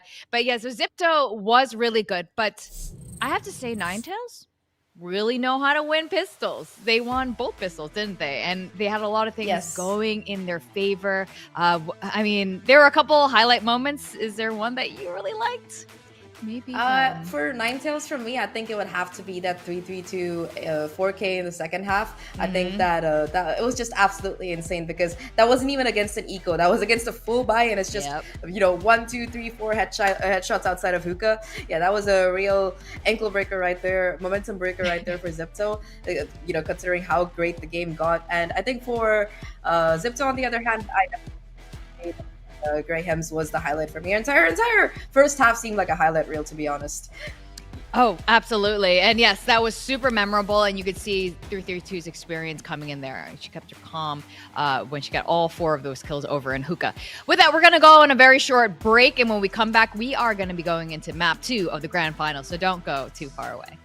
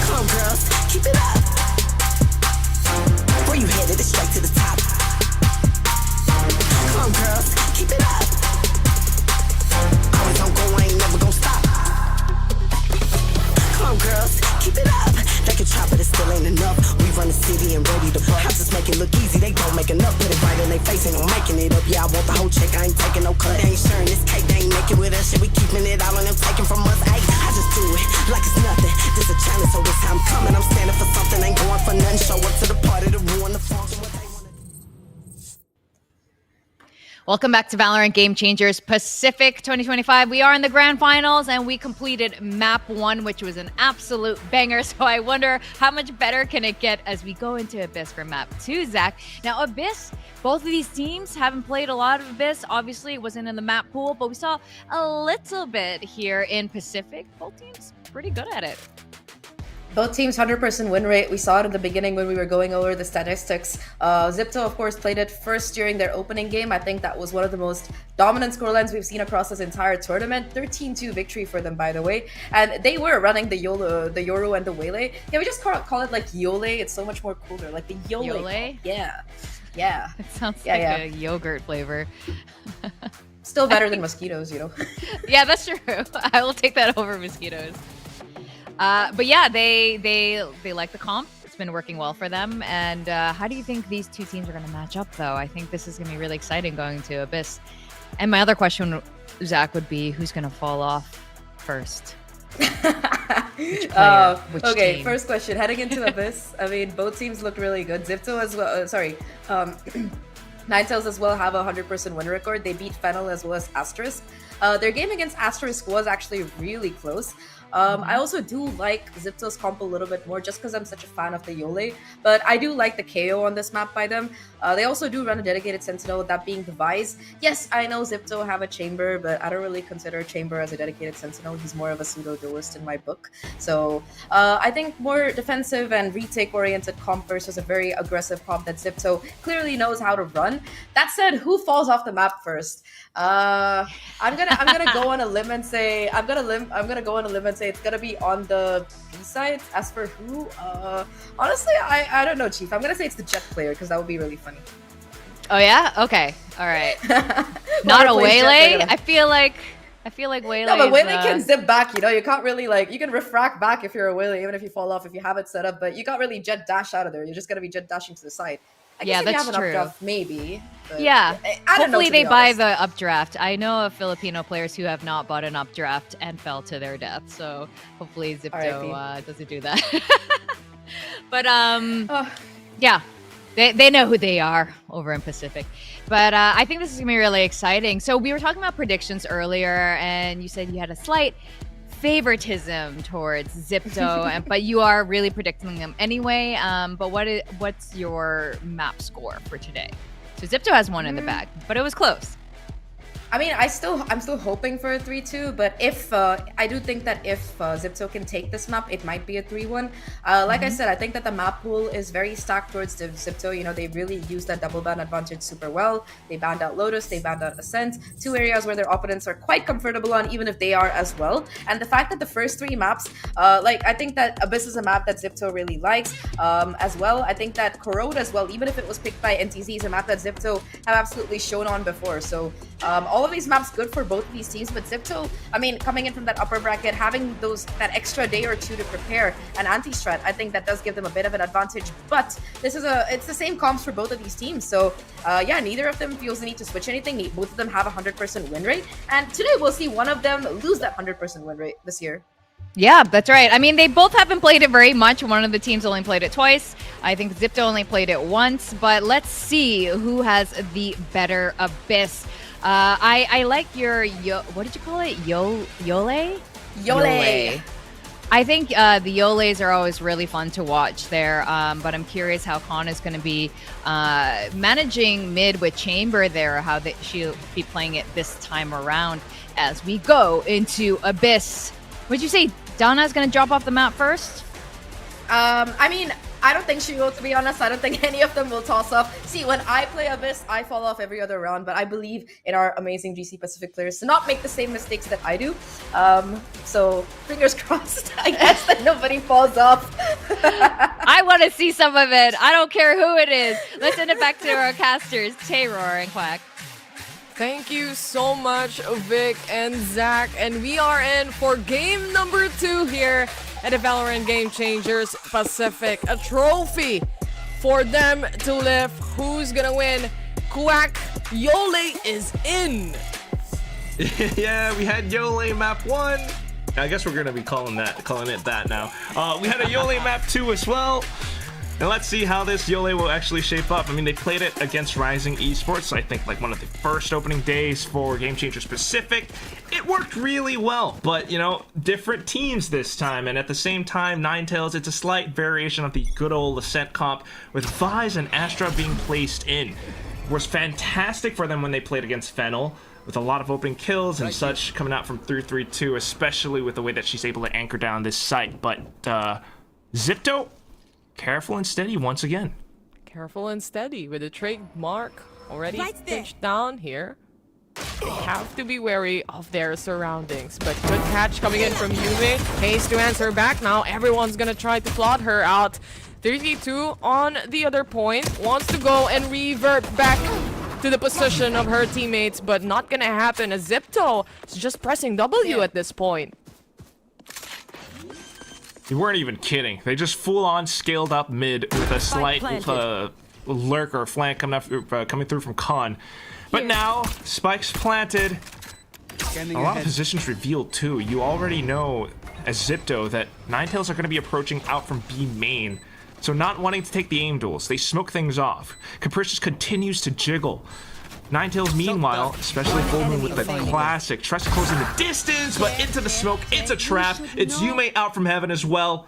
And a quick pistol quickly picked up by Zipto. A well set up smoke there from the Capricious side, and you see so much value come in, especially when you have an Astra, right? Capricious just has to hold her position at that point and really make sure that she has a pull onto the spike just in case they need that.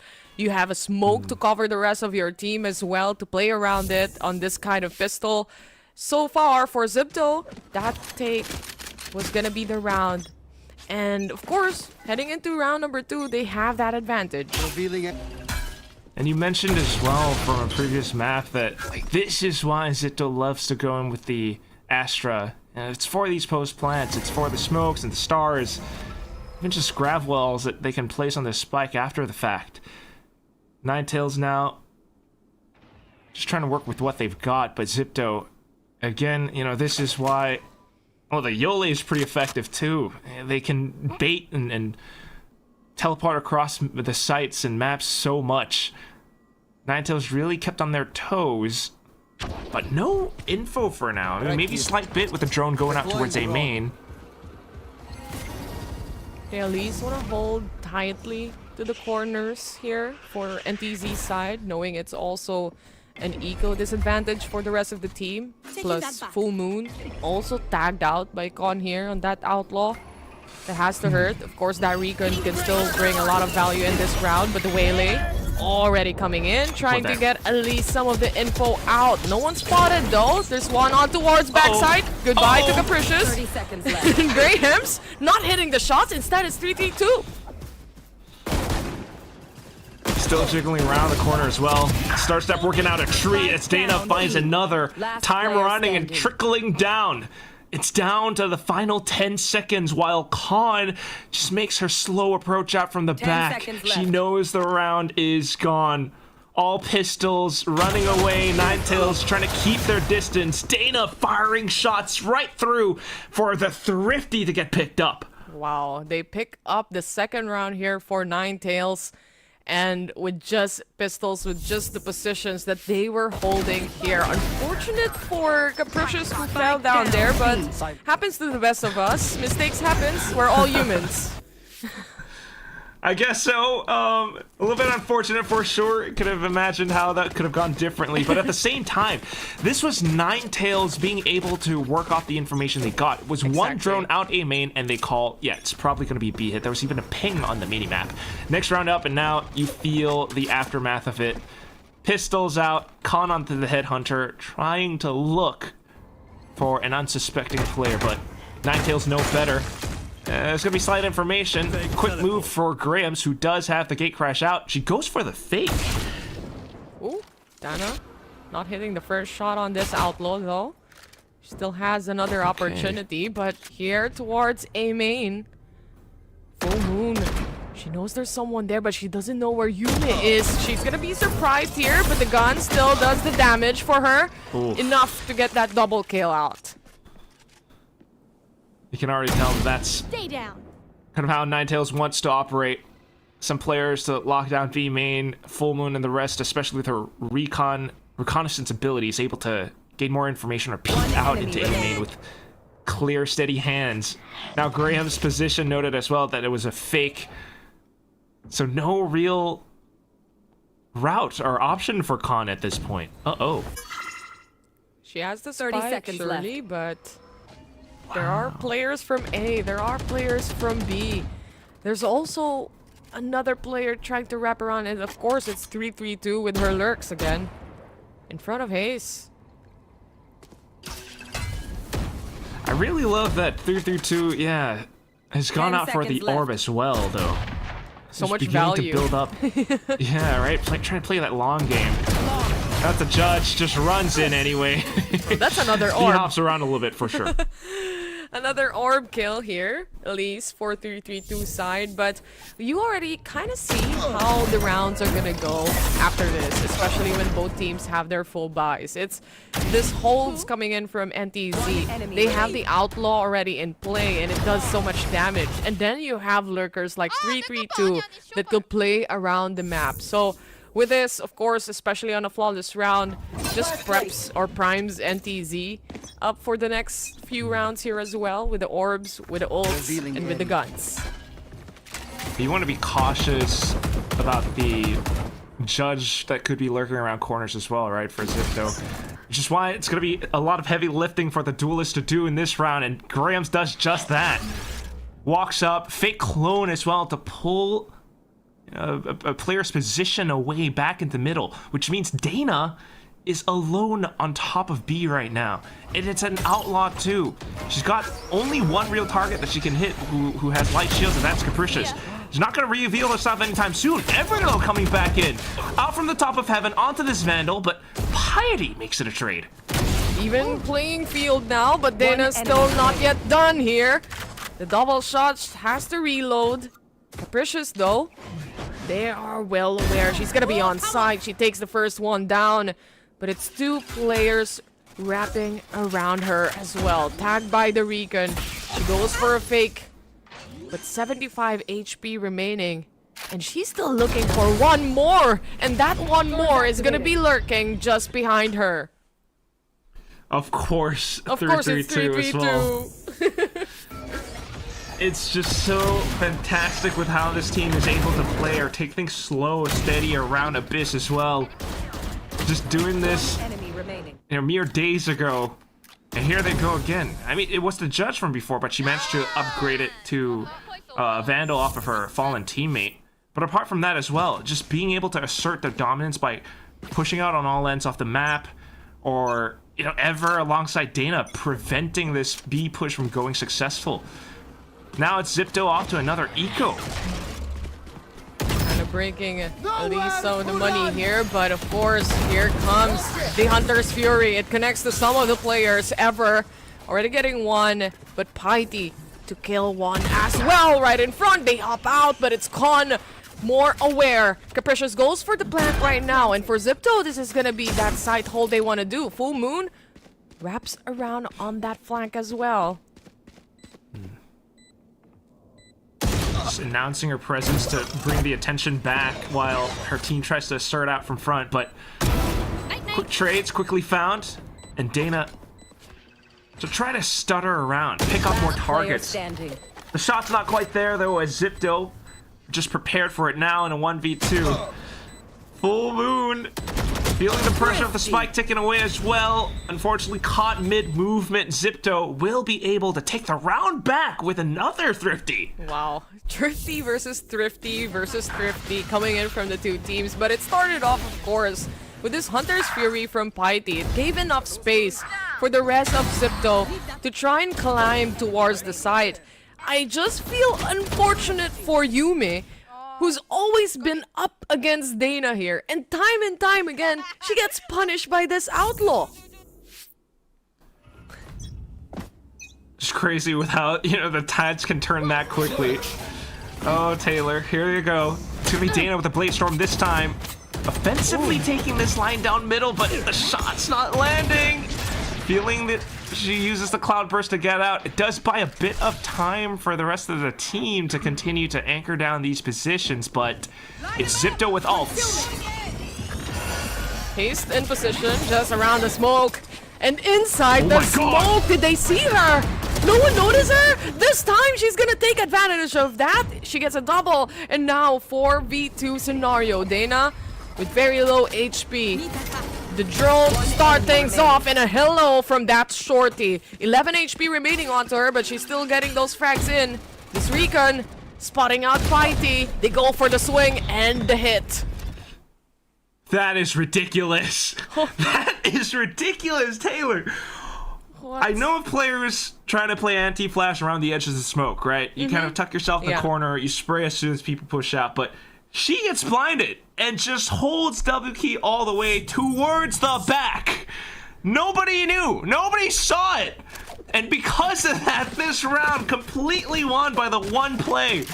I'm speechless. One unexpected play even, not part of the plan. And I think at that point, Con has her zoom as well. She was zoomed in. Oh, yeah. And she couldn't see, couldn't be bothered. Of course, the rest of the team were trying to push in already. But NTZ starting off with that recon.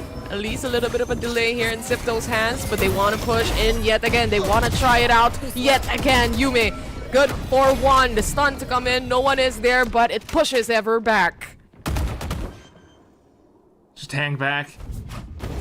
They know they have the Steel Garden and potential other tools. Maybe not for this round, but at least for just some pressure onto this retake. Quickly deploys both ults, in fact, but here comes Khan. Headhunter still available. It's not a weapon, remember, it's an ability. Dana, though, tries to make a go for it. This time successful with a quick scope, but right underneath, two players guarding the Cosmic Divide. It's Grahams and Khan landing successful hits. Ever the last player not quite able to do too much. Another casualty to the map. And that will be Zipto taking a round right back. So much unexpected turn of events when it comes to this map.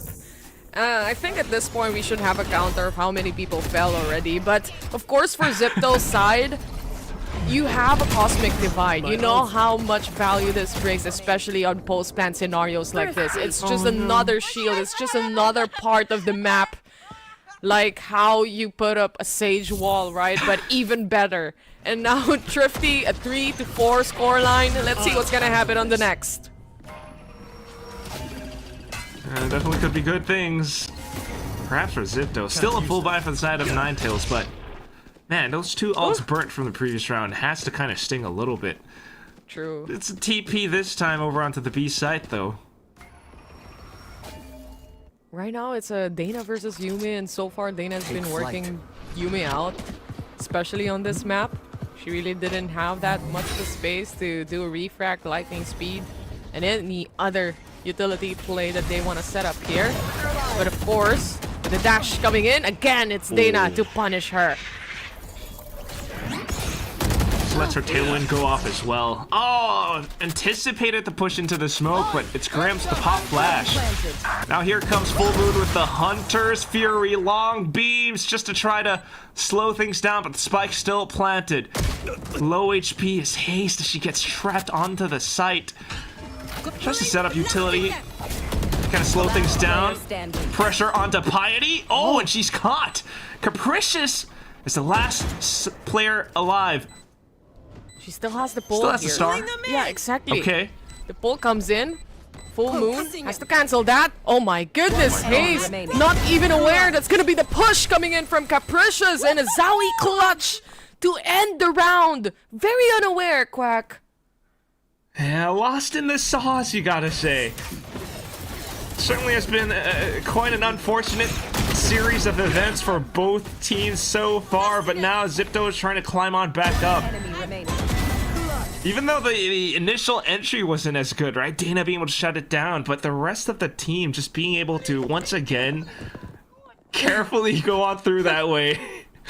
You can just once more feel the excitement with how unexpected some of these wins come to fruition. Everyone's losing their minds. It's thrifties after thrifties. It's rounds that you're just not expecting at all to happen. But what's important for the two teams, of course, is to get that score coming. Dana in position here, upper hand as well. A small angle to look at. It's a very unexpected angle, that's for sure. Ahead. Oh. Right here. Oh. Well. Oh. Spike down. Serve in a this time- silver plate for Dana there, but a quick catch from Con as well. Oh. Just holding the angle. The whole team just giving themselves additional options if the mid push does not go right. And now you got Capricious to kind of hold back, maybe cut players off of rotations. Well, the spike goes down on B. You know, more stuns and everything to buy even further time away. And Ninetales is just kept on their toes because of this one spot. Oh. They kind of let it go for now, and this could be a very lethal flank. Oh. Uh-oh. Capricious. Slowly but surely. Are you gonna give us another knife kill here? But nonetheless, on towards site. A lot of the fights are happening as well. Doesn't matter at this point because the rest of the Zipto squad is ready to take them. They got all information that they needed from Capricious. That's absolutely right. Just a singular player up middle wasn't enough for Ninetales, and it definitely bit him in the back.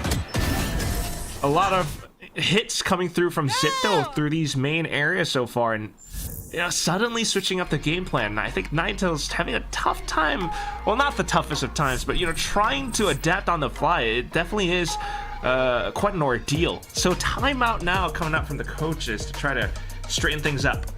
Yeah, much needed timeout. It's a close fight still that we're having here, but there's definitely some rounds where you kind of scratch your head and think like this could be a lot more cleaner. May it be on Zipto's side, may it be on Ninetales' side. So I guess this timeout goes for both. But for Ninetales, obviously, they want to bring back those rounds. And again, the setups coming in. Zayna is already doing so well in shutting down the Whaley, for example. But there's still Grahams lurking around the map. There's still other players like Con that could take the pickoffs, right? So they really have to be careful in those certain types of situation with how chaotic it can be. For real, that's the thing. I mean, we see a lot of these rounds, and Dana is the current, kill leader with 13 kills and 6 deaths, but oftentimes, despite it being just the first kill, the rest of the Zipto squad are right there with the, the initial player who might have gotten out-fragged. And that's how they are able to, come into these maps, come into these rounds so flexible with options and, plan B, C. Right now, leaving the spike to kind of play default and anticipating a potential push out on the defense. Just a drone for now, though. Out into A main. Ooh, Dana into the corner. She has the knives yet again. And the fake to at least prop up that wall from 332. But no other movements inside the map. They start off with the recon. This gives a little bit of an info. Yeah, there's someone on side, but not exactly how many. As they try to destroy traps here. Yume, on the other hand, at least making a little bit of a noise towards A main. And so far in this default setup, Zipto hasn't found any kills yet. No one's really wanting to be spotted out as well. Yeah, right. You just know there's going to be that recon. Oh, the timing. Do you want to peek, though? That's the thing for Yume. Dana hears the footsteps, and she's raring to go. Shock dart to delay a little bit further. Oh, and Zipto checks! Full Moon does get one, but quickly traded out. Now it's on to Haste, who is setting up a flank. No one else is on site, though, so this flank might be good. Player's unaware, and she's able to take down the first ever with another, but the trade is there. Off to the 1v2 now, Taylor. They have to win against this KO, and that is already the round. With the time that has been put up to the test here, you have to plant the spike or get the kill. And they were able to pick up on that kill. Again, this is a very slow-paced round. They're playing on the default setups here, Quack. And when it comes to the position that they had, especially for Haste, she was able to at least get the information that it's gonna be that A hit. But obviously, when the rotation coming in from B side happens, they were surprised Con was still there. Precisely that. I mean, all of these positions. And now it's a sudden switch up into the A scale. Convergent paths covers the side. Oh, okay. She got out in time, Taylor. We're good. Con with the shot onto site. And 3-3-2 to try to anchor it down. Doesn't quite have the utility in place just yet, but into the smoke she goes! Double kill collected upon, and Cosmic Divide to try to give the rest of the team a bit more space. Angles and crosshairs trained onto heaven though. It's a leg! Still alive! And able to maybe make their way through. Pop flash out though. Oh, and it's Graham still able to prevent more players from getting near that spike. Con now with the angle, spots out the final one, and Dana will not survive. What a round coming in from Zipto, really asserting dominance towards this side take. And you see already from the previous round where we have the Cosmic Divide, how properly they utilized it, playing around it as well, making sure it could be an angle where they can just hop in and hop off, and Graham's made sure to make use of that. And with Zipto gaining more rounds here, we are now onto a 7-4. 5 consecutive rounds as well, Quack. That's right. It's just so strong, and it's a sudden surprise that Ninetales haven't quite been able to catch up. Now wanting to take matters into their own hands, it's Dana with a quick push, a dash down, and she gets the snap onto Capricious as well. Suddenly though, Yume coming up from the other end. Graham's pushing up front, down middle again, and it's Dimensional Drift. Ninetales lost and confounded. They're pulling rotations across. Graham's calls the site clear. Spike coming over soon enough.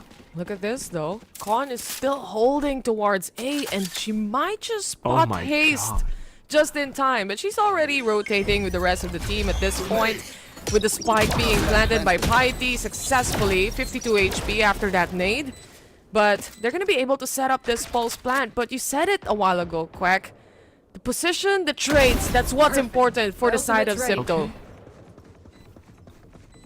Not too bad though. Ninetales able to strike back. But I think the main issue apart from that, now, even though you get a kill here and there, is this is time being bought away from the spike, away from the retake. And with more utility being thrown in, they're trying to feel the pressure for it. Steel Garden, and that's a huge advantage now. Off to the spike, it's halved. Graham's goes in for the conversion! Takes more players down, and 3-3-2, despite getting the kill, cannot get the spike defused in time! It's gonna be an 8-4 first half, a Zowie clutch for Zipto! What a round yet again from the Zipto squad here. Graham's just doing so much damage for the rest of the Ninetales squad. And you mentioned it a while ago, Quack, with Dana, you get a kill, surely, but there's gonna be another person from Zipto to get that trade.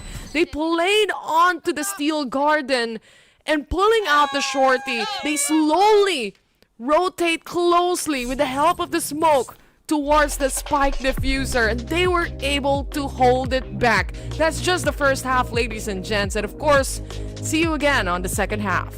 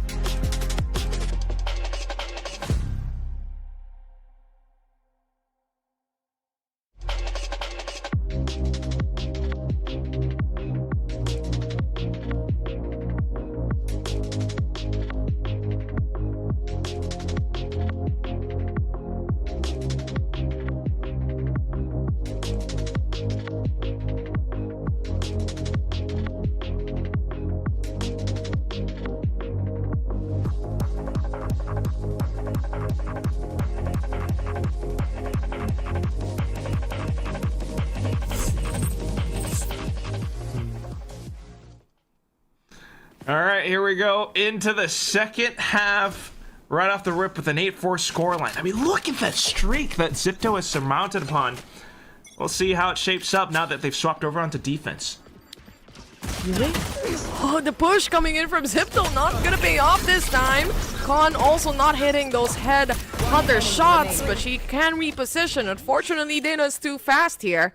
And it's all left to one. That fast, that easy, but this kill wouldn't be. The knife coming in, Piety running away. Huh. 1v1? Okay.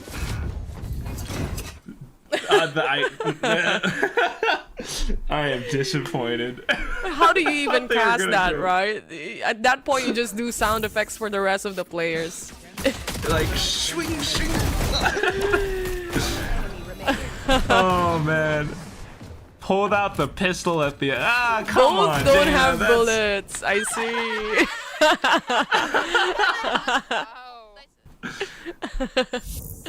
Okay. Yo, Vic's calling for a rollback, and well, still the pistol round picked up. They did have that successful clash up B-long. They were the ones who won that, so now with the guns bought up, taking things slow and careful. It's gonna be a much more serious round for sure. The rest of the players here. Zipto. They hear this orb farming happening, but you could already see from the mini map itself that 332, she's just a normal day in the office for her. Gotta love that, being able to reset mentally despite the slight loss streak in terms of rounds. Once again, lurking as ever. Also lethal, able to take down more players. Decides to lurk on up while the team goes in and executes into sight, but the Guardian at close range not doing its thing. It's Khan and Grams with pistols. Making something out of nothing here, surely, for the side of Zipto, but Khan still has to fight for her life towards mid control, and that's Ever to catch her. She sees the rotation happening though, and this could be the information that Zipto just needs right now. Piety very low on HP as well. I'm pretty concerned though. Piety does have the recon, Grams with a flash. All eyes on Grams as she has pulled off clutch after clutch from before. Quickly goes in for it though. Allows for Piety to sneak on up, but Ninetales just able to track fully upward. That's Capricious down now, and Graham's way too low. At this point, maybe just trying to take more players down alongside with her. Gather up some further alt points. But nothing found! Haste! Quick shot through. Ninetales quickly secures. No one wants to give their spot away, and at the same time, it's such a low HP. You just don't want those exit frags to come in as well on a thrifty round, but coming into this though, Zipto had a little bit of a glimpse of a hope, at least, for this eco buy that they had, but for NTZ, they know their positions were correct. They know they have the upper hand, especially with the spike being put down. And it's just a matter of time before they take the round there. And of course, with a pistol win and the second round win, things are a lot more closer now. Yeah, it's a good opportunity, if anything, but this is where I get a little bit nervous, because Zipto always starts strong on these rounds. Khan able to take down the first. Rotations already there. And Grams as well. Able to maybe fake info. She TPs all the way over to the rest of her team while the spike gets planted, but the stronger angle for Full Moon now allows her to take down more targets. Just a little bit of an angle diff in the drone to try and get info against the Zipto squad. Seeing behind that smoke is gonna be Grams, even tagged out. Want to go for those pre-fires as well, but Capricious is already on her way, rotating around the map. Ever to get that kill, and now it's up to 1. Capricious a little bit stuck in the corner here, and 332 will punish her away. 8-7 and 1 point away from a tied-up score here, Quack. Might even actually be able to make it an 8-8, just because this was their bonus to win. The fact that they came in with such a strong take and a post-plant hold really turns things around for them. Now still a chance to maybe take the lead away from Zipto. Check your posture. Especially in this second map where it's a Ninetales pick. And we know how strong Ninetales can be as well. And if that momentum just completely rolls over, then for Zipto, they have to be a little bit worried. They're playing more on the front angle here. Graham's in position, still no one checks her. She takes one down before she falls. But for the rest of the team, info taken away. Capricious getting another kill. Piety as well. Maybe this equal round is coming to an end, but not yet, as Full Moon is still alive here. Spotted out by Yume. A little bit of a tag, surely, but with 40 HP, Con versus Full Moon. The shots doesn't connect on the Headhunter, and it's a Zowie clutch. A Zowie clutch for Con, oh no, a Zowie clutch for Full Moon and a 10 for Con, excuse me. Oh, it's just so close. The sheriff shots had me shaking in my seat, Taylor. I know. All these rounds, but Full Moon managing that shot at the end. Not only that, it was like quad kills. She's even heaving a sigh of relief after that round. The sigh of relief, surely. I get it. I mean, at that point, it was an eco round for Zipto, and it's almost as if they were able to at least steal the round away, but not gonna happen. NTZ's watch. Interesting recon as well. Yeah, a very peculiar one. But ultimately, with those 4 kills from the previous round, it's Hunter's Fear for her now. Not to mention Null Command forever. Forever, you said that. I thought I escaped the name pun things now that I'm not casting Paper X, but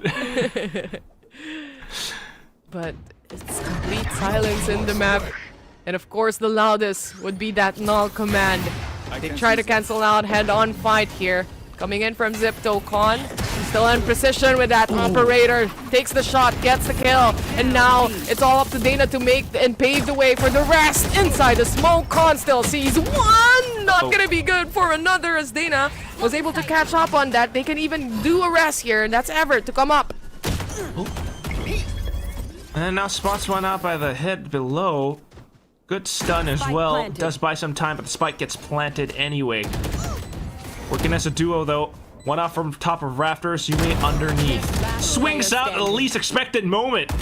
And then the 1v2. Capricious trying to give herself progression smokes, but with 2 players surrounding you, eventually you do get spotted out. And Ninetales continue with this win streak.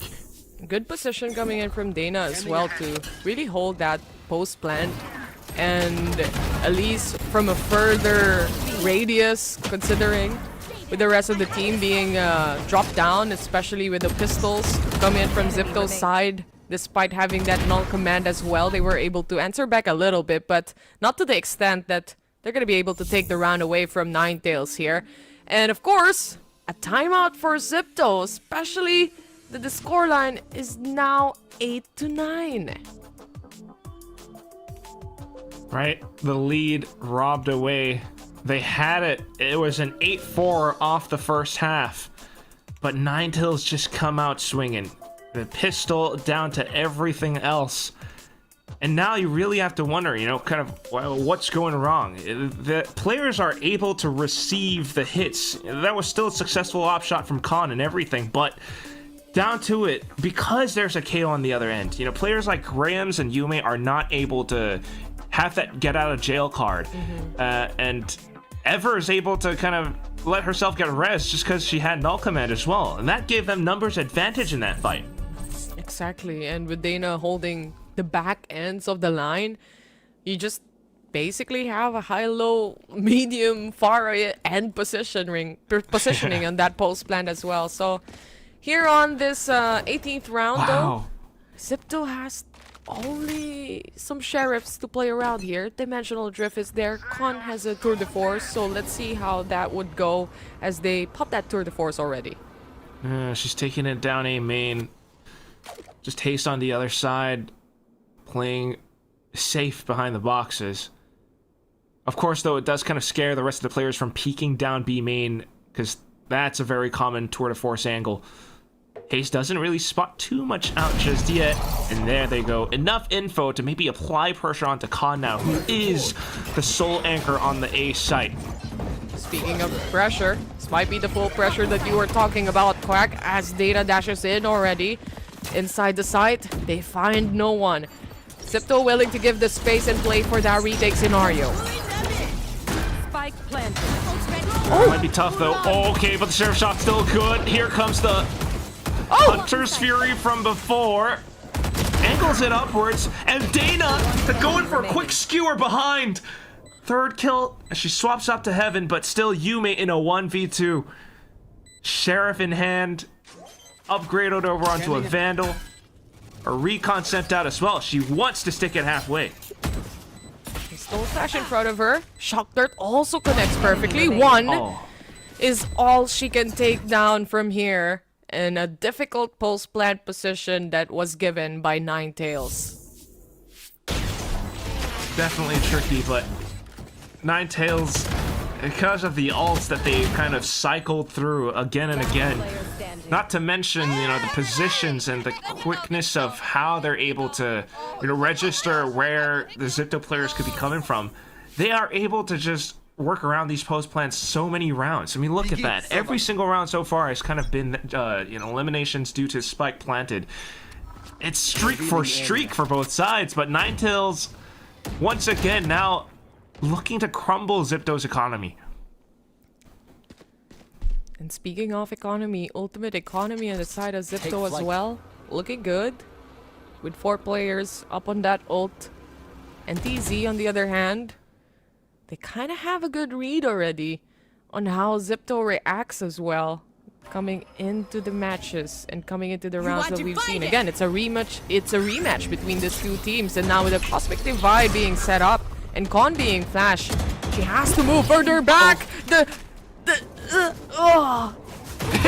tried to go in, tailwind, updraft, couldn't quite reach for the ledge. Con will register that as her kill, thanks to a couple of tags from before, but still, Cosmic Divide allows for the spike to go down. 2v5 though, I think Grims might have spotted out the one player towards backside. 332 tries to hold off as much as possible, but unfortunately goes down, and now Effer completely blinded. That will be Zipto able to take one round back in this second half. A good catch coming in from Zipto and a good retake scenario here. Very unfortunate for Dana to fall at that point and not have an updraft to come and maybe turn things around. And with this, again, it's a little more scary, right? Zipto has at least the guns now. Not only that, but they have so much ult to play coming into this round as well. With the Cosmic Divide, I think for Zipto, they're also heavily aware on how to play around this kinds of scenario. They've played it time and time again, and they just, at this point, outplayed the rest of the members of Ninetales who are still remaining there. Ninetales, though, at least for the time being, the economy is still up for them. Yeah. Able to buy back up, have another go at it. Now that you mentioned it though, yeah, these are the two teams that we have in Game Changer Pacific who do run that Astra comp. But here they go, info into convergent paths. Dana not able to respond, and everyone else from Ninetales blocked off inside A main. Yume tried to go for a swing, shot down by 332. Hunter's Fury now all expended, and Ninetales may be able to pop out. Cautious to the back though, Con. Spotted out. Ooh, from behind, Con. She's playing on this flank. But right at this moment, she took NTZ's attention, and they're now in the hunt as well. Con just pre-firing. At least that pacing and the spacing coming in from NTZ's side. They're a little bit clueless on what they should do right now because, of course, with Graham's Dimensional Drift, this gives all-out information. 332 goes in for the fight though. Steel Garden popped, but no one really hit by it. Everyone has stayed far away, but Full Moon finds advantageous angles. Duel successful, and Con alone on this flank. They already know where she is. It's a quick stack setup, and Full Moon will just eclipse Con once again, and it's now Ninetales up to 11. They were hyper-focused there for a bit, especially with Con, but at that point, they realized that they have a side to take, they have a side to at least prep up, and can leave Con behind while the rest of the players there from the side of Zipto falls down into their hands. And with this, it's just a little bit of Zipto, a little bit of Ninetales. They're just getting rounds within each other here. Sometimes the Sheriffs actually hit more than the Vandals. You just don't know what's coming up next. It definitely does come down close, but at least now for this second half, Ninetales have had Zipto's number, with Zipto unable to respond. And this time, they tried to take matters into their hands. They had a good hold. They had opening hits. But despite the, utility and such, the kills still going awry just because Ninetales were kind of able to do things similar that Zipto did before, right? Taking things slow, kind of making a call despite getting sandwiched into A main in that spot.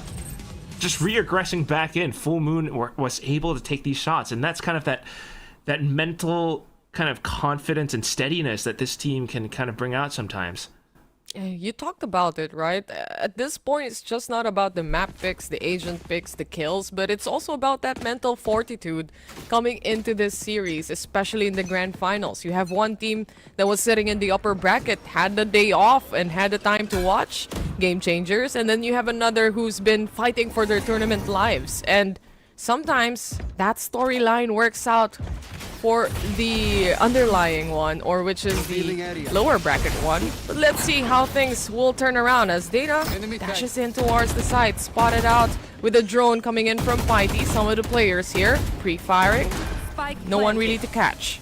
It's a quick hit all of a sudden, right? One that is meant to throw Zipto off balance, especially after the timeout. So all of a sudden you find the spike planted, Zipto without much utility to retake. Just flashes, maybe some stars, not much else. And Ninetales doesn't give them the chance to escape. Aggressive angles taken. Yume out for the double. But now, ability suppressed. Trying to walk front up, but Ever's right around the corner. Map point now for Ninetales as they look to close this one out. It's a map that they picked, Quack, and they're showing what they're capable of coming into this series. Especially with how they have such a good read on, okay, you have a Waylay trying to refract, trying to go and push forward, but at the same time, you kind of know in your head that this Waylay is more of an initiating factor for the team and would probably go back. So might as well give on your full focus for the people who wants to trade her, who actually swings out. And with that, they get the map point. That's exactly it. It's always preventing Grams and Yume from coming online. Now, though, Zipto trying to pull off a sneaky play. Hot flash suddenly out of the smoke. Data's prepared for it. Quickly mowing them down for the triple kill. Pulls out the blades and pushes further on up. Good choke point hold coming in from NTZ. Instead, Zipto were the team that was surprised. And another surprise for Con there as she was spotted out by Dana and Piety to also fall. This second map, yet again for Ninetales. They are back in action. The first half might have been a bit of a rocky start. For both sides, we had some casualties to the map, Abyss taking its victims once more. But after the 8-4, that was a quick win streak, quickly built up by Ninetales. Round after round, they hit these sites and they hit them hard. And Dana, alongside the rest of the team, just able to silence Zipto with whatever advantage they had built up from before.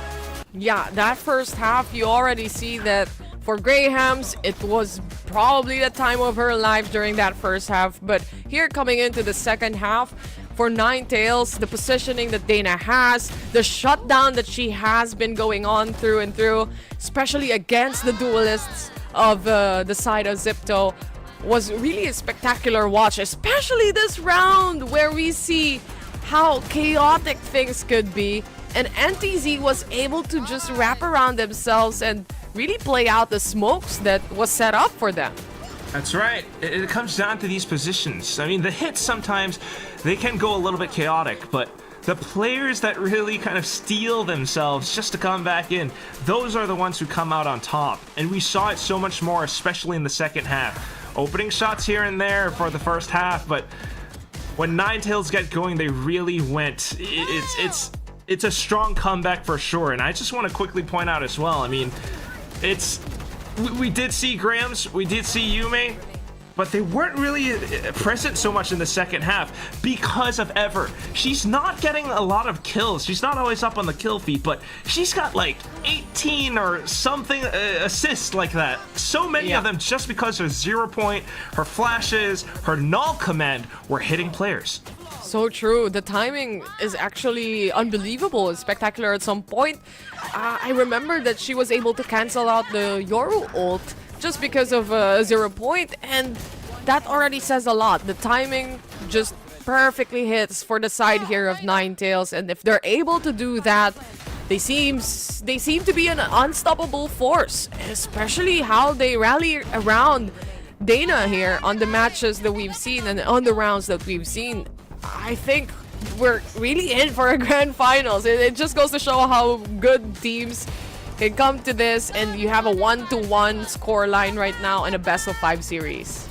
It's gotta be that, right? I mean, just neck and neck, streak for streak on this map, and that's the part that's the most fun for us. That said, though, despite this being 1-1 right now, we're gonna go back to Zipto's map pick of Haven, and that's where I do get a little bit nervous again. We're kind of going back and forth on duelists and comps, but now this is maybe Ninetales' chance to strike back. We're gonna toss it back over to our desk to kind of break all of this down.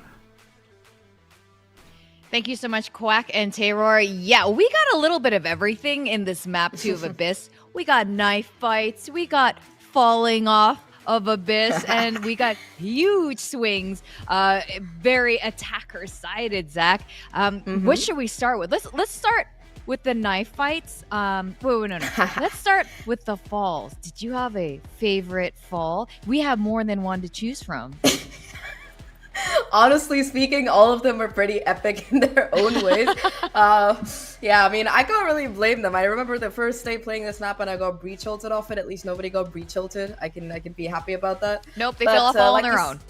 Yeah. It's better when you're in control of your own destiny, you know, instead of somebody else forcing you to it. But looking at the stats here, I think one of the things we were highlighting was today was Dana in particular, as you know, the head-to-head in the duelist, and man, she absolutely came alive on this map. So many of these crucial rounds, it was her coming alive, whether it was in that second pistol where she dropped that 4K. I'm gonna hold it against her, Dana. If you're listening, you pulled out the knife. Piety had the knife. You should have had an honorable 1v1. You didn't have to shoot her, but jokes apart, there, that was a great. I agree. That was a great map coming out of Dana, 100%. So many multi-kills, so many first kills. And I think that we really saw, the defensive sides of both of these teams kind of falling away, like you said. And I think a key reason for that, at least on the side of Zipto, was because of the fact that they don't really have that dedicated sentinel. Like, yes, sure, Khan is technically a sentinel, more of a, aggressive player. But I think not having that Vice utility, for example, that we saw, that probably proved made it even more difficult for the side of Zipto to hold against the onslaught that was Dana and co. Yeah, they really came back on that second half there once they switched to attack. And I want to break down a little bit. Both sides was very swingy. There were at least 6 rounds in a row for the first half for Zipto on attack and then a swap. Do you have just really quickly want to break down why? Or maybe in general? Yeah, I think that in the first half, Zipto were able to, after that first really strong pistol, they were also able to kind of get that op online for Grahams, and there were also so many clutches coming in from them, from Capricious. But in the second half, they really didn't have those opportunities. NTZ were just so strong. They were consistently finding those opening kills, like we saw in the last round, right? It was a 5v2 in the first 20 seconds of the round. So yeah, I think really good reads from NTZ coming in overall, and it was their map pick, so it's nice to see that they're able to bring it. Yeah, and I think it's really exciting now. We got a 1-1 score in a best-of-5. We're going to go on a short break, and when we come back, we're going to go straight into Haven. So guys, don't go too far away. Don't let them talk, I don't pay them on. Walked in with the mindset. Money line, that's a big bet. Top 10, I'm a prospect. Turn a problem to a profit.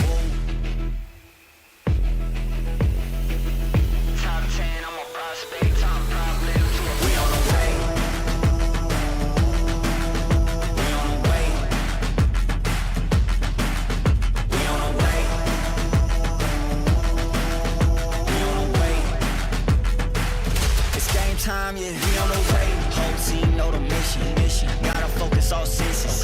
Gassed up, no omission, eyes on a vision, gotta handle business. 100 yards on a play, big dubs on the way. 2 play, it'll be played, get up out my face, we are not the same. Get down in the city, I'm back on the base, gotta get to it, no pain is safe. Running the game, they running away, they running their mouth, you know they are fake. Pick a side, is you on for the ride? New kid on the block, next up, blessed up on the rise.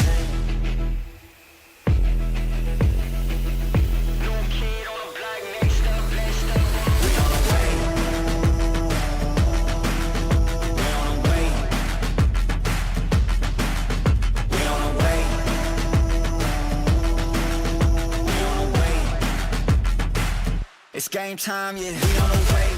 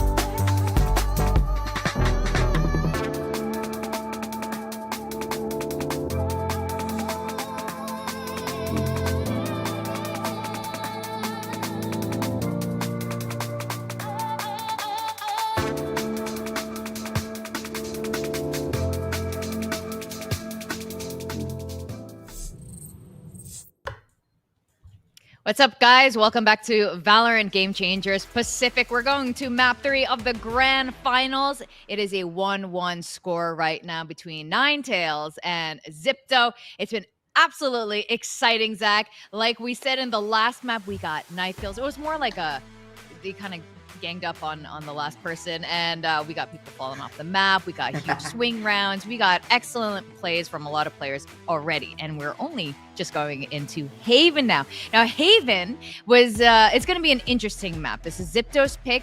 Yesterday, we were talking about Haven with Ninetales, and it was very apparent that Ninetales wasn't great at Haven until yesterday, until they showed up on Haven and they defeated Falcons Vegas. So how are you thinking now that we got 2 teams that have showed, some strengths on Haven?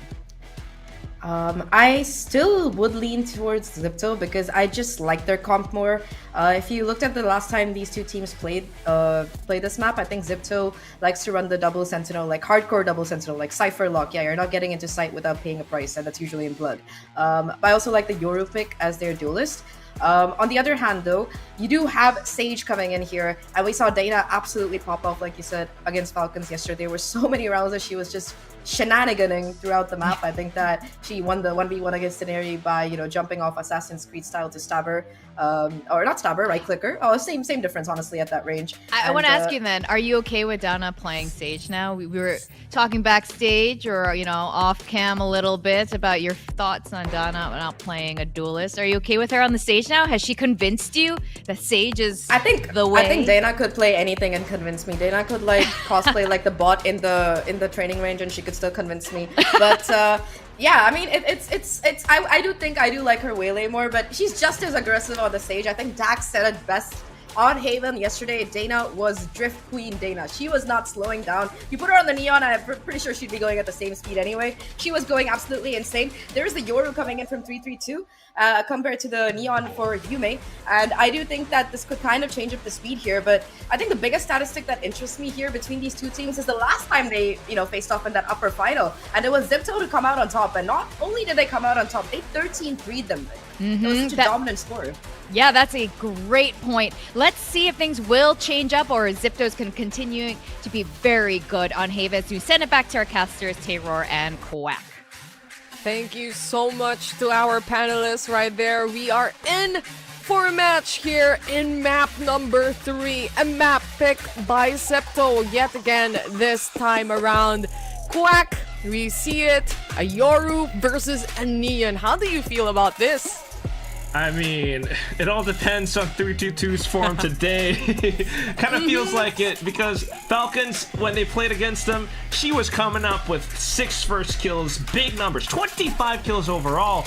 But in that game against Zipto just a couple days ago, it was not quite the same. In fact, in that one, with Zipto starting out on defense, just like how they are doing right now, by the way, Grahams was finding first kills. Yume was finding first kills. Ninetales was having a tough time back then, and I'm hoping it's not going to be the same outcome this time, but looking at the stack on A, I'm getting nervous.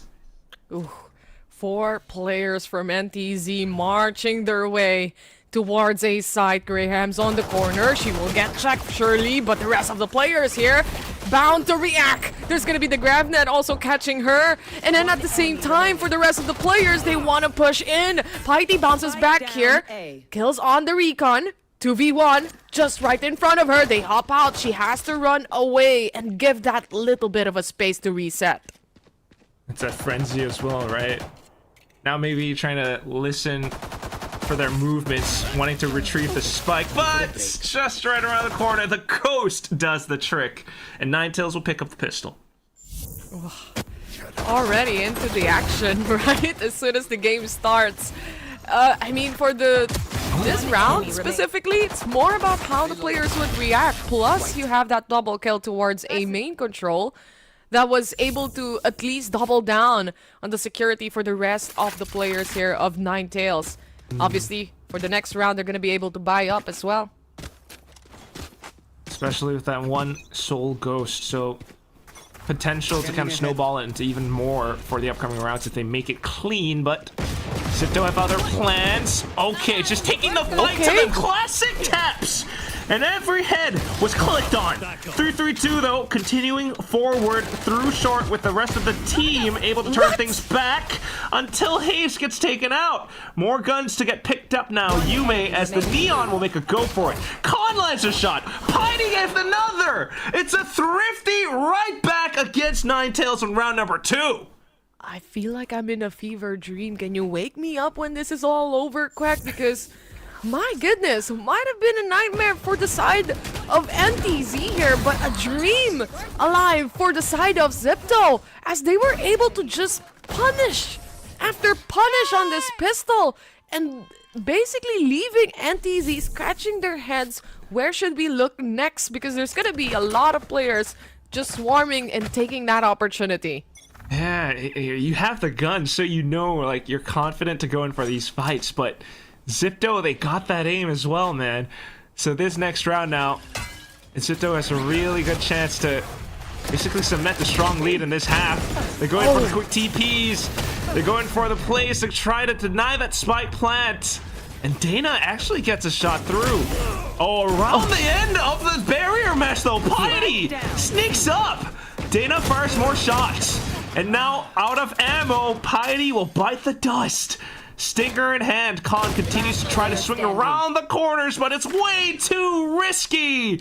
Life lost, and Capricious has to clutch up. Hops onto longs, the shot's good from Full Moon, and Ninetales thrifty right back.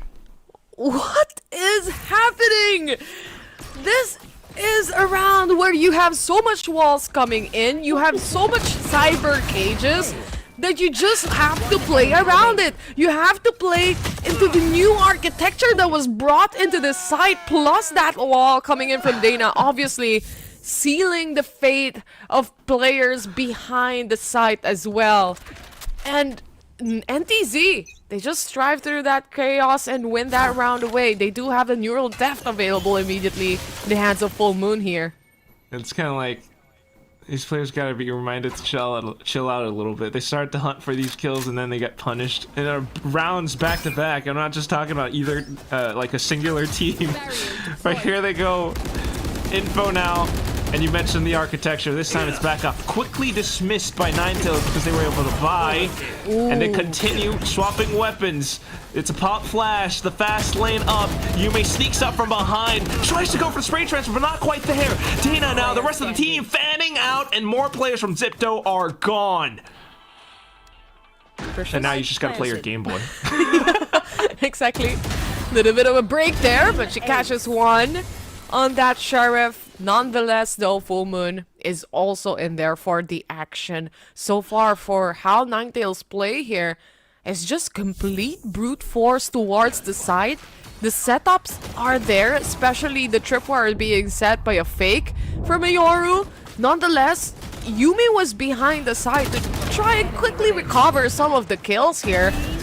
But NTZ, they just flooded. That's true. I think that's what you gotta love about this current matchup on this map as well. The fact that they faced off against each other before.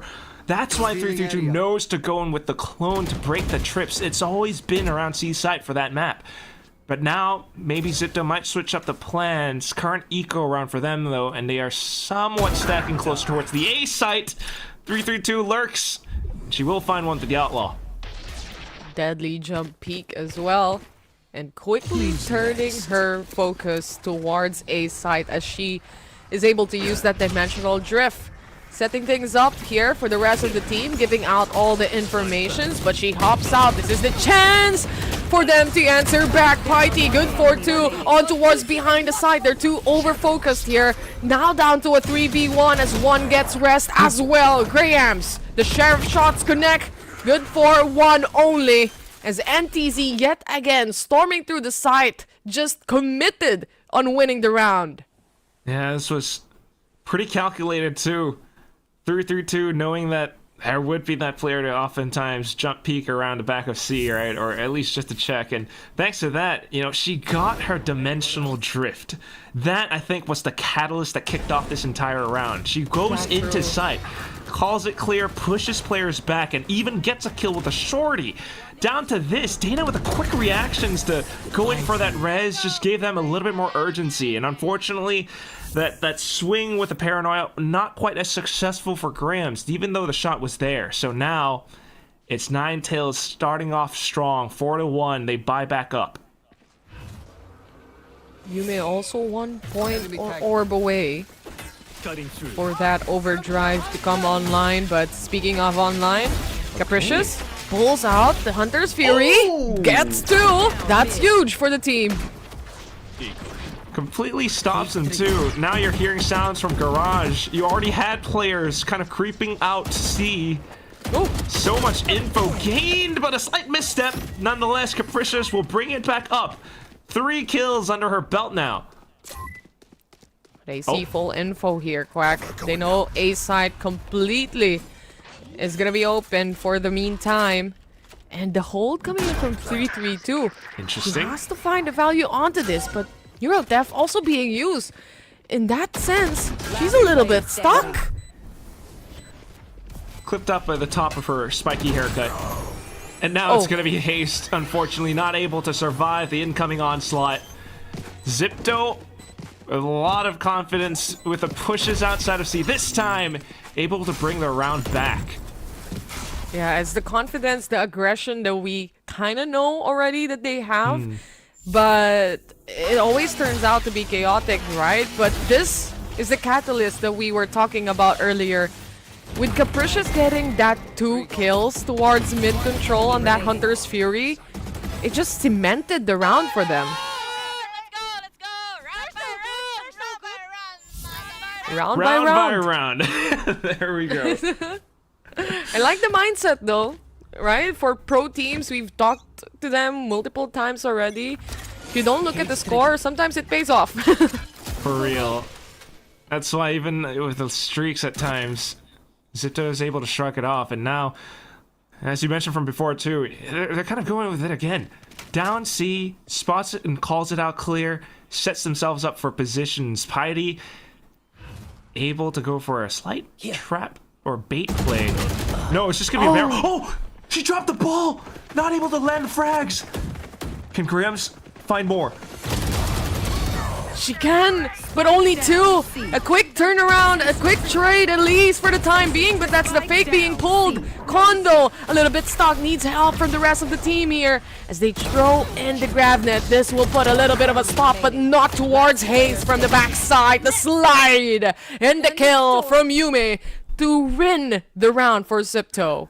Yume, the princess, she's popping off. I mean, look at this. First of all, she was one of the impact players for Zipto the last time these two teams faced off against each other. 19 kills from before. This time, she's the one clutching up. Finding the pace and the rhythm that she needs to go into with the Neon and able to land all of these little spray transfers. She is definitely someone, a standout player for Zipto, but with that round win, now its economy starting to build up. You've got an op down C this time. An aggressive one even, Quack. Even the camera setups here. Will they react? Will they use anything else? She has to move back, but the stun does it for her. A little scary on the side of Zipto there. Bear Mash at least able to bail her out too. She does have overdrive for, backup plan if any. But now that you've blocked off C, right? You're wondering where else could Ninetales go. I have the spike. Worried about middle? Meanwhile, Capricious just locking off A long. Drone being spot out here by Capricious. This would leave at least some of the players from Zipto on holding towards A site, while the rest tries to play on that default setup. She goes for the drone for herself, not really spotting anyone but Ever, just right behind that drone. And look at this, players reverting back to A site. And that's where you find a punish as well. Just waited for the walls to clear and then to try to sell a fake into C with a clone. Now into lurk kills and pushes up into A site. It's a slight explosion from Capricious and Graham's though. Through the smokes, they spam and spam. Graham's springs out, takes down 332. Haste TPs towards the back of hell, but it's not gonna be enough. Full Moon looking for a possible clutch now, but it's 5 seconds in the bag. You cannot get the spike down at this point, and Zipto are aware. Plays it safe, Con to swing and trade, and Zipto tie the score back up 4-4. Such a close fight between the two teams here that we have for the grand final. And just a quick replay as well, how Capricious handled herself here, making sure at least to reverb back and play around those smokes, while the rest of her teammates also goes in for the recovery fight. And for the meantime, Ninetales, the aggression, the pushes that they were doing from a while ago that just cemented the rounds that we have here, is quickly disappearing as Zipto also adjusts. Yeah, without a timeout too, I might add. That's kind of one of the more impressive things for Zipto. Still though, Ninetales, the coaches will interfere, wanting to maintain that lead. Should be able to get a buyback up for the upcoming round, but you then start to worry or wonder about Yume has this op, the rest of the team kind of able to work with their map control. Capricious is always gaining info and working around, whatever the rest of the team gets as well. I also do like when you mentioned, right, that there's not really a timeout from Zipto and they were able to tie things up, but you heard it from the players themselves. They are their own hype women at this point. They're like, round by round. Well, I don't know. The coach is pretty hype for that too. Yeah, true. It's like, would you click on a timeout if someone is already hyping up the team to say that, take it round by round, right? For real. Anyway, with that timeout, Ninetales, let's see what kind of adjustment they can bring to the table. An immediate peek towards mid in a quick 2-to-1 trade. It's a secondary shot from Yume that really does the trick. Still though, through those kills, Ninetales have managed to kind of sneak into Garage. There's more players on the other end, so anyone who peeks quickly punished. Con, unfortunate. The rest of Zipto then to pick up the pieces. They have at least some of the spots here quite open for the rest of Ninetales, but other than that, Capricious, she might be able to at least cut off the push coming in from the players. This is huge, Quack. She is unnoticed. 3 players and finally full moon. What in the sixth sense? She just spun around at the last second. Here comes Yume though, already into side. Goes overdrive. Players trying to TP to evade. She burns it all. But here it comes back. A kill onto Haste might mean more. But full moon once again crashes down onto our opponents. Now Ninetales back in the lead. They are back in the lead, back in the game as well. And honestly, this round, Full Moon was there to save the day. You have 2 players already pushing in. You kind of assume that maybe they already checked, right? Not in this case, though. Not in this case. Capricious was caught right there. And that turned around everything for the side of Ninetales. Look how proud she looks like after that. Dude. I got that, guys. I caught it. You go, girl. She got it. But this time around, though, the peak shout. Dana has the rest to back the team up. Zipto off of this eco. Now trying to block off further lanes. They do have a stinger here in the hands of Yume. But, you know, with Game Changers, at this point, why put Vandals on the score or on the map? You know, players are really good on their sheriffs. Con already good for 1 there, but just kind of get a little stuck here in the corner. No other escape route aside from Piety. But no problem for Piety here. What a drifty round, Quack. I don't know what I'm gobsmacked myself. That's the word. Gobsmacked. Ninetales were smacked in this round. Heard it across the map, by the way. Initial shot out of garage, that's one that you don't expect. It's tough to react to it, but off of that, you know, especially because, you know, Capricious is always kind of around A long, they go back into C. And Piety just lands the opening shot, or was it Con?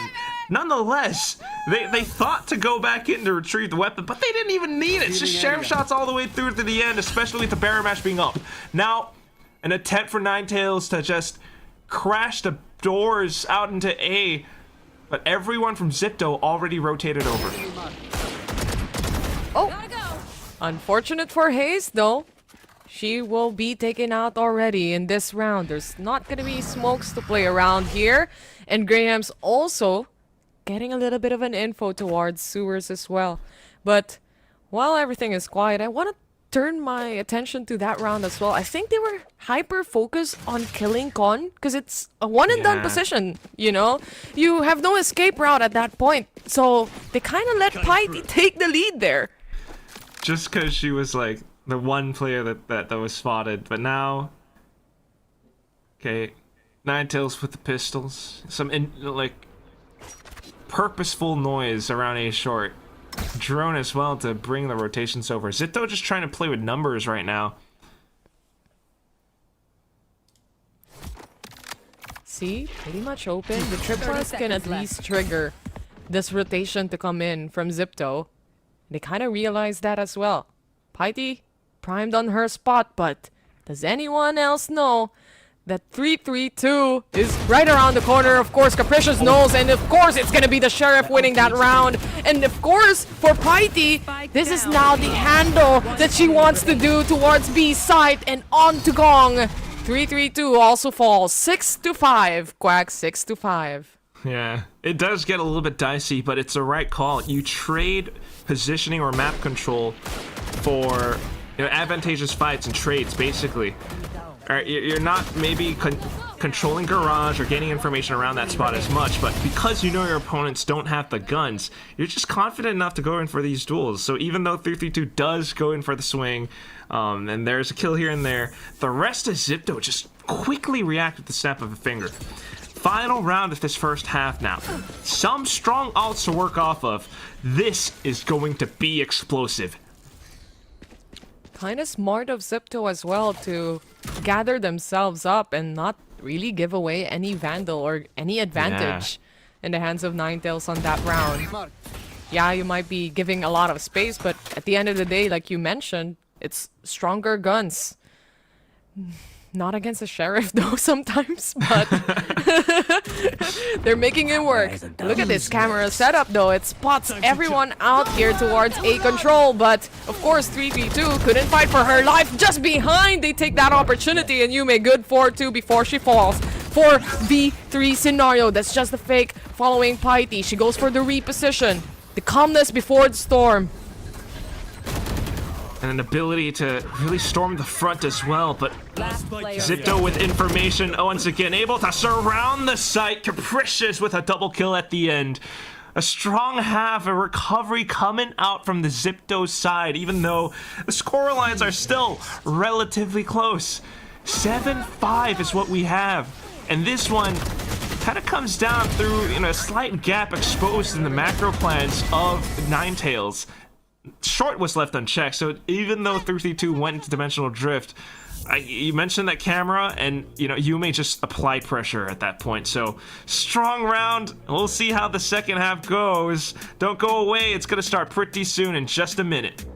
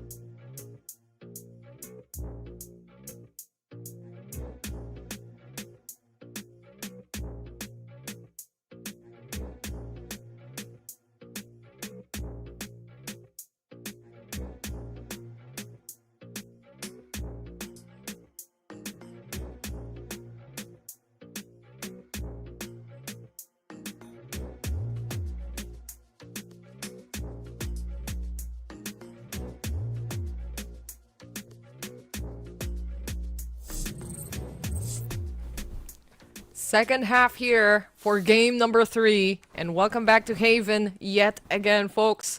We're in for a match, and Quack, maybe an opportunity to say 6-7, right? Maybe. Ninetales have been pretty successful in pistols so far. I still do not really get the appeal of that joke, but regardless, Zipto this time 4-1 split. They keep their distance before really springing into this A site. They spot them out though towards A long. You already see the two players of Ninetales just reverting back into their position. Will it be a push for Zipto though? Very slow and careful one, if anything. Did bait out the smokes and the slow, and maybe that's all they were looking for. The wall as well. They're trying to shave it off.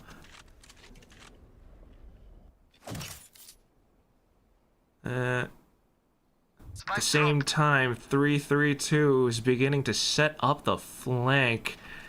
None of Zipto aware for the time being. Oh, gotta be very careful now as they turn back around, thinking to go towards C. 332 finds 2 kills.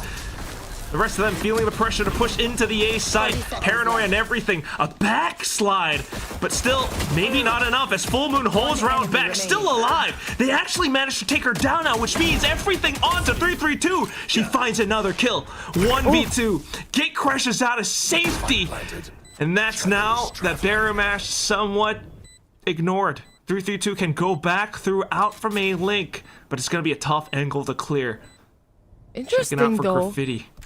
Yeah, because the wire, the trap actually triggered that towards mid side, but you're still expecting her to come in from A!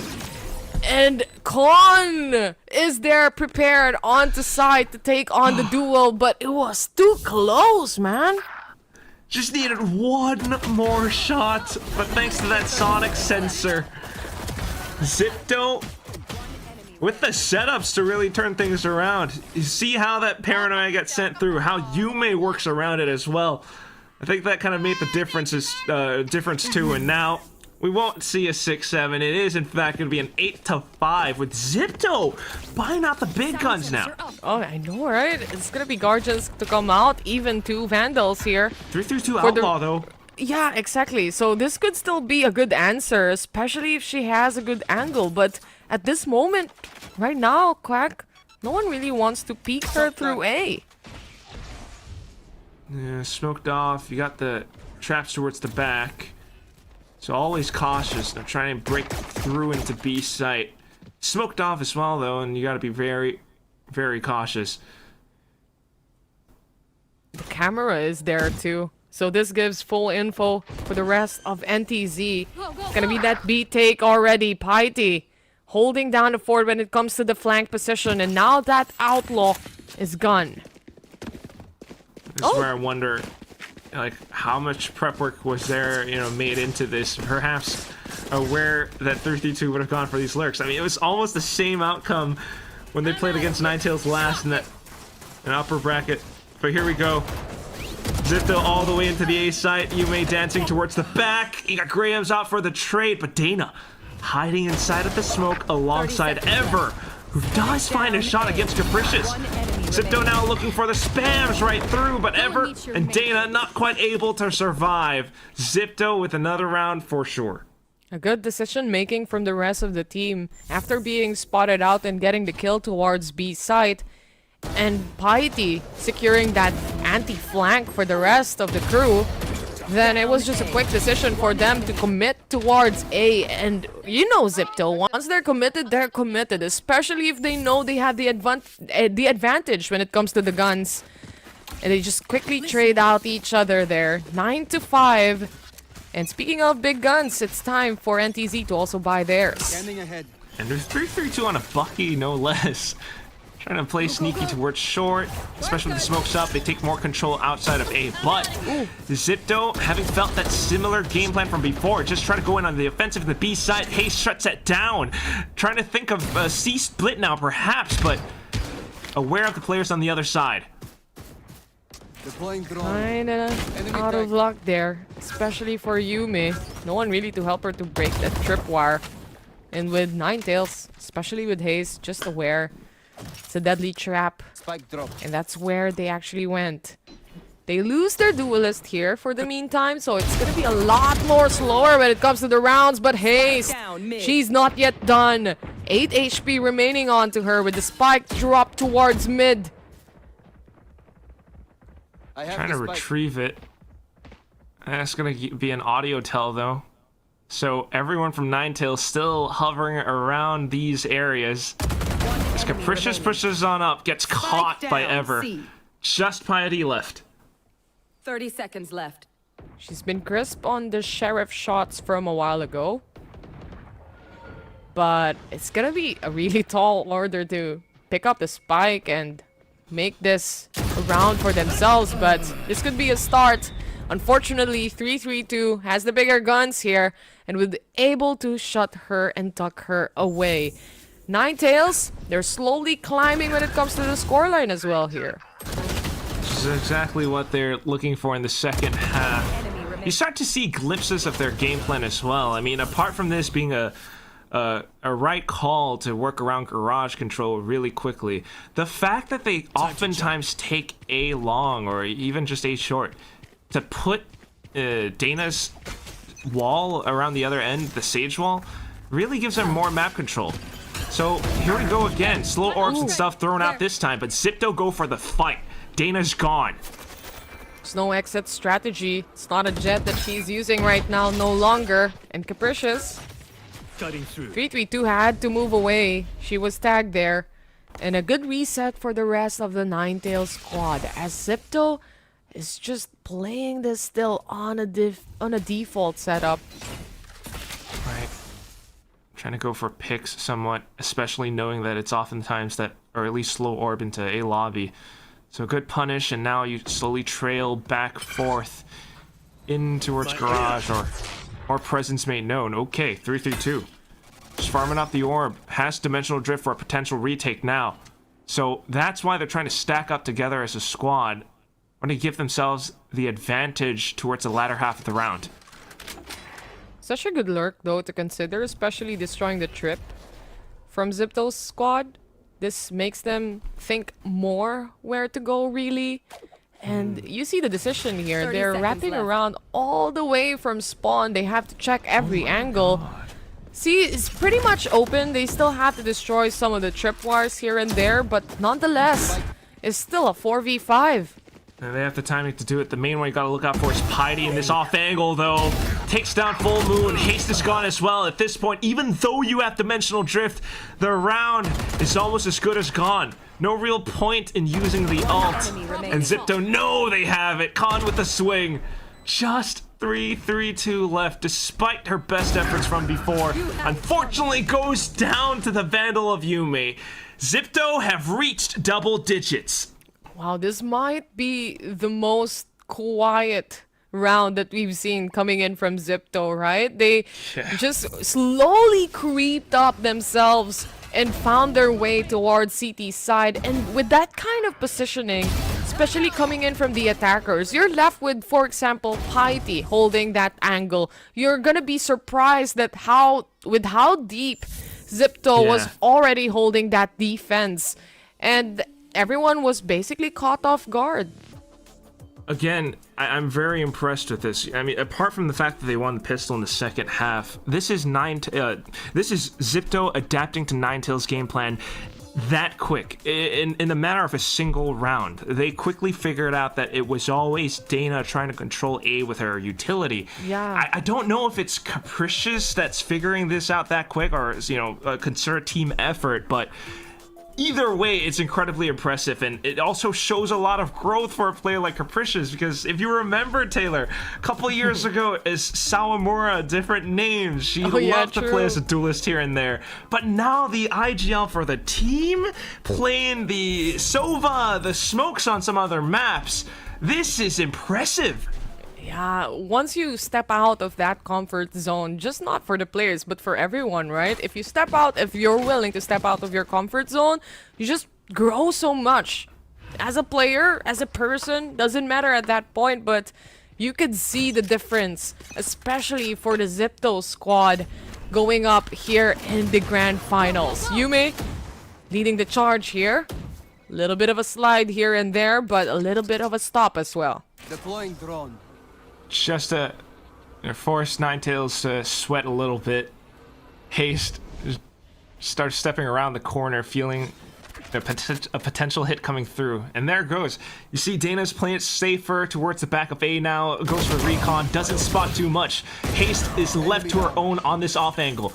Did a good job of taking down one, but Capricious makes it a trade, and now Spike goes down. Go for the post plant here. Spidey was also able to take down 3-3-2. All the way from garage there. And this is a post-plant scenario for Zipto that they're willing to hold outside B site here. Especially knowing that it's gonna be just pistols holding on. But this wall from Dana might be a problem for them though. Yeah, tries to make use of it, but look at how quick they react. Instantly knowing, this is a stage, this is what she wants to do. Let's shoot it down, shoot her down. And all of a sudden, it's just Full Moon left. Trying to look for a cheeky sheriff shot, but nothing found as Grahams takes down the final 3K. Zipto up to an 11th. On point for the side of Zipto here. And especially on this side take, there was really no retaliation to come in from Ninetales' side. They were also pretty unsuccessful on getting at least some of the trades as well, knowing that they have the lesser buy coming into this. The wall coming in from the stage also was the thing that was making me worry for at least the post plan of Zipto. But then again, they have the guns to just destroy the wall easily. There's not enough chaos for them to try and defuse the spike. That's really one of the issues as well. But okay, trying to switch up the positions now. This time it's Ever taking the duels down, and she manages to do a good job of dispatching the first. Dana trying to play towards the back. And has the wall deployed as well, so short is blocked off, but Zipto just continues barreling forward. Look at this. Con Grahams tries to go off to the back of the site. 3-3-2 with the pop flash. Not successful as Piety trades. Down to the final player, Full Moon. And she has to shoot down this barrier mash, announcing her position. And that's the annoying part, right? You don't really have that choice but to destroy it, or else you're basically stuck in one position. And there's gonna be that wall from Dana, at least for the time being, going away. Full Moon, she goes through a short control here, but Zipto playing all the way behind. They know they just want to hold this post plant. They're not willing to give it out any other way. And that's Full Moon to drop dead. Match point for Zipto, and of course a map waiting for them that they picked also. Yeah, they were successful the last they faced Ninetales, and now they're quickly cutting through the second half just as well. Always having an escape plan, always able to shoot with confidence pushing forward. Ninetales definitely feeling the brunt of it, having called both timeouts already. No option left, just to duke it all out in this possible final round. Everything purchased up and ults at the ready. Shot not connecting though. Oh.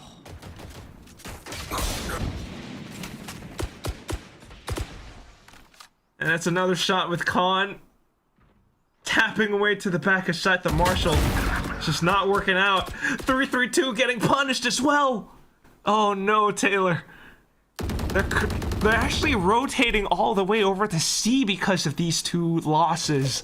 And meanwhile, Zipto, of course, as the fully healthy squad, gets to move across the map. They're not even doing it! They just ADS and hold into sight! Full Moon's dead! Uh-oh. Out of garage, they try to block it off. Grahams and Yume able to shut them down. A flawless round picked up at the end. And just a strong second half to close out this map of Haven for Zipto. Zipto takes series lead. So clean as well coming out of that last round here, Quack. And the Zipto squad just always on point when it comes to the map that they pick, especially here towards Haven. The Piety holds, even with how chaotic can things be here on this map. You see rotations to come in all the way from spawn, perhaps. Even the walls being set up like this, what you're seeing on screen. They just strive under pressure at that point. They really do. First of all, also the back-to-back thrifties that we get in the second half. You still definitely have that sensibility that Ninetales have what it takes, but again, onto this second half, even though they kind of lost their bonus and whatnot, it's always how they're able to quickly adjust and adapt to Ninetales' game plan that quick. They quickly figure it out. And from that point, it's all the kills, the confidence, and Ninetales not able to enact the game plan that they had prepared. That really stinks. Exactly. They were always left fumbling around the entirety of the map. You can see how dominant at least Zipto was holding the control and the pacing, honestly, of this match right here. Even all the lurks, especially with the help of, you have a Neon that could be as fast as Yume. You can really quickly turn things around here. Even with 3-3-2, we haven't really seen much of the play to come in from the Yoru, because the setups itself, right? You already lose some of the players in those early pickoffs. It's hard to set up for the rest of the team. That's right. And you can kind of just see the mental effects of it on the, faces of the girls as well. But I think that's it. Ninetales fans, do not despair, because the next map will be their map pick of Corrode. But for now, also, I mean, just look at how these kills go through. It also wasn't just a single player. Grahams is there, Khan is there, not just Yume, and I think that's one of the main factors why you start to see Zipto performing this well also. This final round is just ridiculous to me. Yeah, I was just quickly pulling the trigger here for the players, but nonetheless, that's map number 3. Let's throw it back to our panelists to see what their thoughts are when it comes to this game. Our thoughts when it comes to this game, I think this game has continued the trend of being a lot of fun. And I have to say, when we first started off, I was a bit surprised with the Thrifties coming through. And of course, Ninetales just being absolutely great on those pistols. 100%. I mean, so far, if you look at their pistol win record put together yesterday and today, and they've already won like 12 out of 15 or 12 out of 16. I have to do the exact math. But yeah, very, very nice showing coming out of them in terms of those pistol rounds. That said, I mean, every single round where it was a full buy against full buy, it seemed like more often than not, Zipto were the ones winning out on those first duels. And man, they were so willing to be aggressive. You know, they were able to go forward in a lot of these rounds, whether it was attack or defense, it doesn't matter. For example, on the defender side, they had Yume on the op and Graham's on that elevated position in B main, just getting that double kill 2-for-1 trade. And again, on defense as well, right? That A main, those A main pushes in those last few rounds were just so fantastic. Their post plants as well was just such an aggressive hold. Like, yes, you saw Capricious like going away to play for that Hunter's Fury, but the remaining 2 players, they were so aggressive on site that you didn't even need that ult in the end of the day. Yeah, that's right. And I mean, 3-3-2. Okay, I'm going to do a little cope here. At least Ninetales has more round wins than the last time they played Haven against Zipto. Doubled it. They doubled it, in fact. So that's 100%. That's good news. And Graham's continues to just absolutely be critical for this team, throughout the series on all 3 maps here. Yeah, I mean, I really like this duelist to controller pipeline that we see. You know, we saw Tens do it and then win a trophy. We see Graham's do it and possibly win a trophy now if, they're able to close this out. And yeah, she was just fantastic. You could really see that those Jet instincts coming into play every now and then with the way that she was peeking. And she was getting away with it too. Like, it wasn't just Graham's, like our casters highlighted here. It was also the rest of the team. Like, in that final round, it was just 3 of them holding down long, no utility, nothing, just peeking with their rifles, knowing that they had what it took to win out those gunfights. And they really did win out so many of those gunfights in the end. Like, a lot of the rounds that we saw Ninetales win, it was very close. It came down to 1v1s. But a lot of the rounds that we saw Zipto win, more often than not, it was like a 3v3 and it would just be a 3v0. They were so good, especially in those post-plant setups. Yeah, that's right. So they are going to have to find a way to mental reset, which, frankly speaking, I think they're actually really good at mental resetting, whether they're making jokes or drawing out a funny song. That said, we are going to be going into Corrode next for map 4. I don't know where this is going to go, but I know Ninetales is pretty good on Corrode. We're going to have a quick break. When we come back, it's map 4.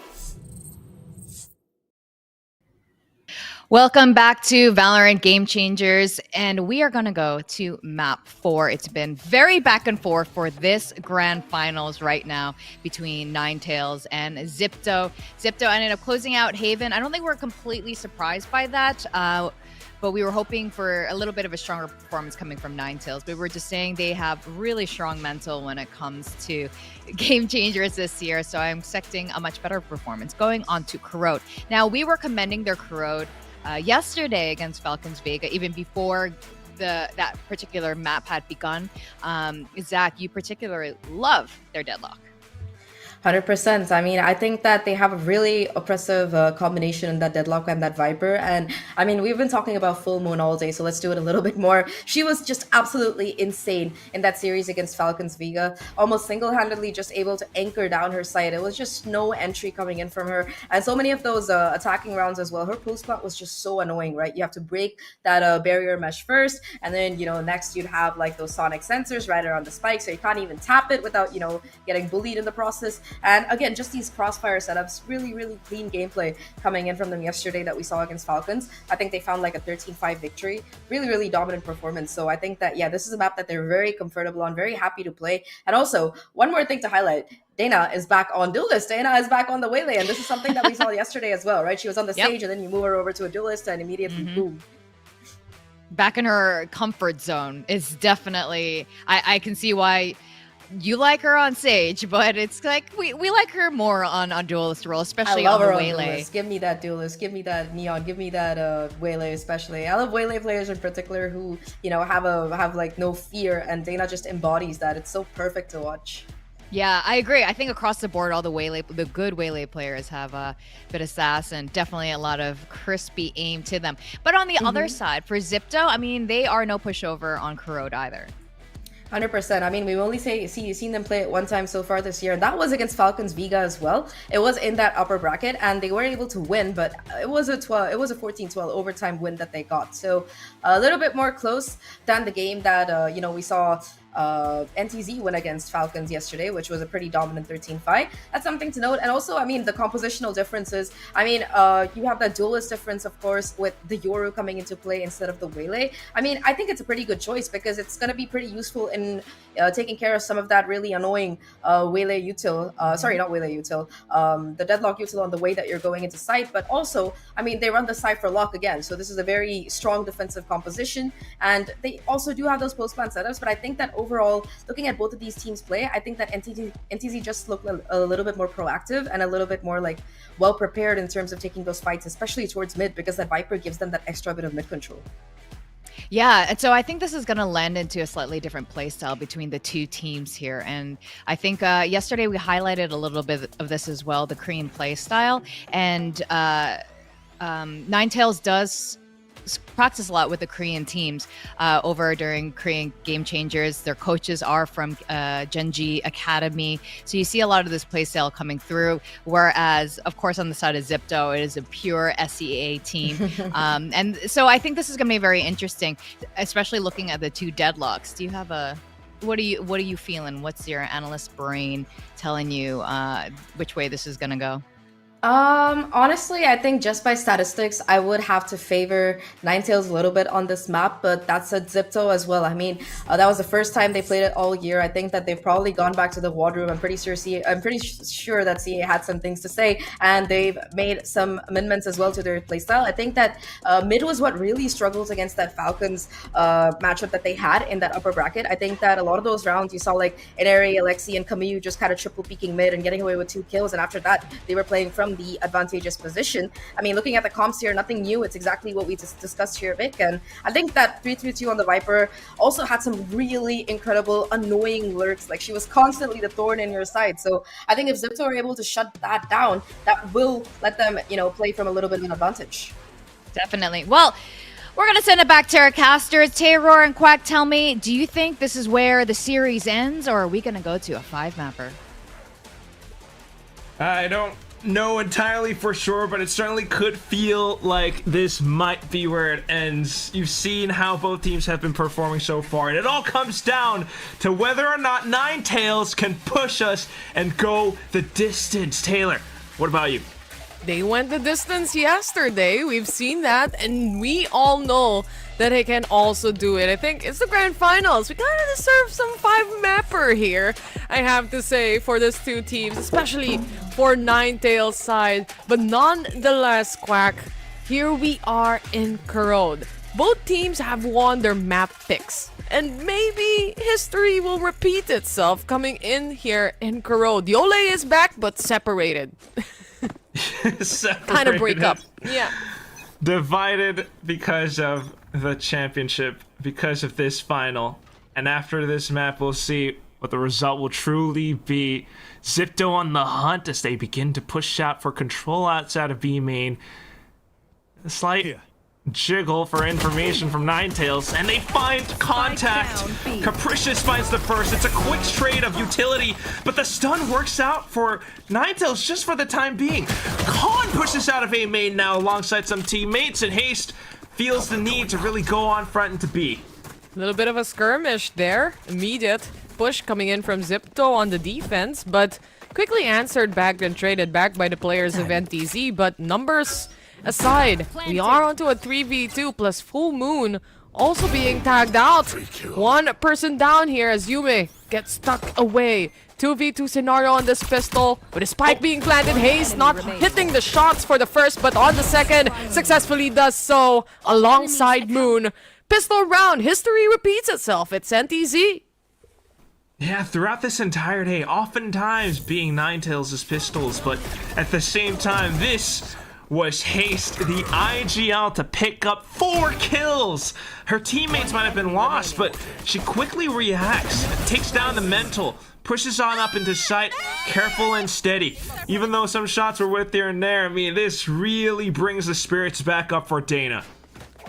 They're pushing the limits here, especially on a map that if they lose, they also lose the championship as well. A lot in line.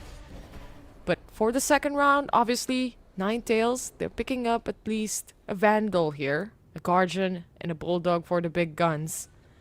And for Zipto, the aggressive push that we've seen from the first round, not gonna happen. They want to just stick into the corners, little corners that they're holding right now. Just trying to going for the unorthodox explosive corners. Ninetales being cautious as well, though, but as soon as the curtain falls, there go the kills. Ninetales Haste actually picking one on up. Nice. And because she's the one with the ghost, not too big of a loss, just a lot of information that more of the Zipto players are around Link, which then gives Ninetales the urgency to push through from elbow into A side instead. Gravnet was there, but a little bit of a ceasefire. Look at this lurk coming in from 332 yet again. And I don't think anyone else from Zipto knows about this. They're too hyper-focused on looking towards the side. This could be deadly. It's going to be the start for 332. Now the trade doesn't come in at all as the Seas connects also. And a quick clip and ship it moment for NTZ. You gotta do it for 332. You love to see it. The spray into the emote and everything. And she's always the one pulling off these deep lurks and flanks. Opponents this time caught unaware. But off to the next rounds. This has been the trend so far throughout today. Ninetales with pistols and a slight win streak. But Zipto quickly adapts. Let's see if they have it this time. If you notice, they didn't really use up any of their timeouts from the previous game. Not at all. It was just Ninetales doing the timeouts there, but maybe in this game where NTZ, they start to pick up the pace here. A lot more cleaner, especially on those lurks and even on those Gravnet takes from Full Moon. A wall to come in from Con there, but the setup's being prepped up. Ninetales definitely feeling a little bit more comfortable on this map as well. Not to mention, out points plenty for Ninetales because of the previous rounds, but here come the executes. straight in. But Capricious swings out for the off angle. Takes down 2. Now Khan anchoring down backside. Not even truly mattering, though Dana is able to frag out. Couple more kills, but is it truly going to be enough? Refrags back into an open position for Yume to take her down. Just a clean cut round to come in here from the side of Zipto, as the players just holding out the site, successfully picking up the pace, successfully reading the room here. And the rest for the team was just about the rotations and just about flooding in back. And there's just no answer that Ninetales could find. Oh. What happened? What? Okay. It's the IRL choke. Oh my god. Not yet. It's still Not early, yet, not Taylor. yet. Too early. It's gonna be Ninetales to hang back. Once again, the smoke's on both ends. We're talking double controller versus double sentinel here. Of course, we're expecting for a lot of potential for trap plays and information gathering, but Ninetales, it's truly the Korean style, as Victoria mentioned, having these controllers do a lot of mind games and do a sudden burst off the B site. Zipto, though, prepared and ready to hit. They managed to slow them down, especially with the ultimate being deployed. Haste needing to get out of dodge with From the Shadows, but that means the spike is on the ground. It's a slight blunder, and Khan takes full advantage. 332 pushes on up, though, and still has more players to slay. Crouches down for a spray control and takes down yet another 1v2. Spike still on the ground, trying to turn back around, but creeps alongside the wall instead. And that's exactly where Piety spots her out by the barrel. Zipto back up with an even score. Blunder on both sides in the end there, but in a 2v1 scenario like that, when you have to pick up the spike, can't really do much. And this Nightfall also tagging 3 of the players on the other side, plus the ult coming in from Khan connecting perfectly. There's just no retaliation in this choke point hold that comes from Zipto. So ridiculously strong with how quickly they are able to adapt to their opponent's plays. But here we go for it again. This time with Ninetales working off the back ends, straight through Death Alley. Ever catches a bullet to the face. Now they know there's gonna be that Odin playing out. Okay. Capricious, though, on the corner, getting caught here. That's gonna be the tag. Are they gonna push through? Graham still well aware. She still catches that kill and moves away. Yo, they thought to it. If there's anything that would have slowed the Odin down, it would have been that saturate, but I wasn't quite sure if it connected or not, so moments of hesitation allows for more players from Zipto to push out. And now, with Spike covered, and also Khan pushing out of B main, you can have a very good idea where 332 would be. Oh, the camera setup is also right there. And the strip wire. A little bit of a limbo rack, I suppose. I don't think you can limbo through that one. I don't think so too. But it is what it is, you know? And for 332, she just 30 wants seconds to save. Maybe see Khan. Not aware at all. And that's gonna be Khan in the hunt. And Zipto takes the round yet again. They take the lead this time. For real, this is... Well, the desk was kind of talking about it, and we were kind of alluding to it as well. This is really where your mental gets tested, because you need to find a new game plan that quick, especially for Ninetales, who are suffering loss after loss now. I know it's still early on, but the momentum from that previous map kind of maybe does get carried over onto this one. You're thinking about maybe the coach with the timeouts, but with how quickly was spent from that previous map as well, you certainly hope that this one gives them the boost that they need. Yeah, Zipto's just keeping up with the pace each and every round here. Not even pulling out their timeouts even from the previous maps. And again, that kind of recovery is something that the team needs. Especially for the side of Ninetales here, who actually is now playing a lot of catch-up for Zipto's side. But nonetheless, they do have to care about the Odin now. Not only that, I think there was also an operator in play coming into this round that we haven't seen much yet, since it was Graham's just shooting through walls in this map. So for Yume, also this early pickoffs could gain her the dimensional drift. So there's really a lot to cover on that timeout. Exactly. As these two players, again, they were the ones with the Yole from the first two maps, so might just be more damage this time. Ninetales, do they have it? They've had the timeout now. They've got a couple of ultimates to possibly work off of, but here comes Zipto with their own attack plan, pushing out on the defense. It's Graham's into the corner with an Odin. You shall not pass, but Ever finally trades it right back. Maybe looking for a way into the A site now, but look at where the rest of Zipto are going. They know they have numbers, trying to go in for a retake setup. Yume on the off angle shoots down the Prowler, and suddenly Zipto trying to hang back. Full Moon takes the shot down. That's the op gone. Viper Spit though is there, and Con just tries to play behind it with Capricious, with the Prowler being set up. The rest of the team as well. They tried to figure out where everyone is.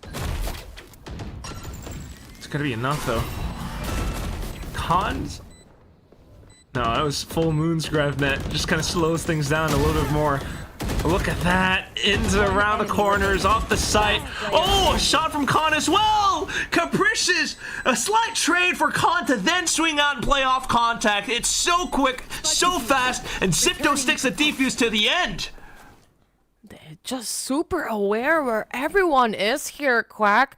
And other than that, it's just really the trades that was saving the side of Zipto when it comes to this round, with Graham's punishing 2 immediately, with the Viper's Pit being pulled down. It just gave the space for the entirety of Zipto to play inside the map and just trade themselves out here. It's a 4-2 now, and of course, as the rounds close up, of course for NTZ, they have to make use of what they have here. Just stingers on their hands. Still a lot of ults as well, though. Oh my god, Yume! No convergent paths this time, but they do kind of reflect back into safety. Doesn't matter as Piety just continues to hold down. No chance for entry. You find yourself somewhere else across the map, but also quickly caught out. 3-3-2, no lurks this time.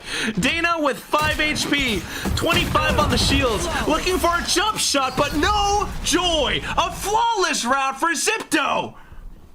What a round to come in. Nonetheless, yeah, we know that it's gonna be an eco disadvantage for the side of Ninetales there, but you see how much the utilities just isolate players left and right. You have the hold from Piety, especially with those tripwires, the deadly tripwires, but you see the combination coming in from the Seas, from the GravNet. There's just no space to move away.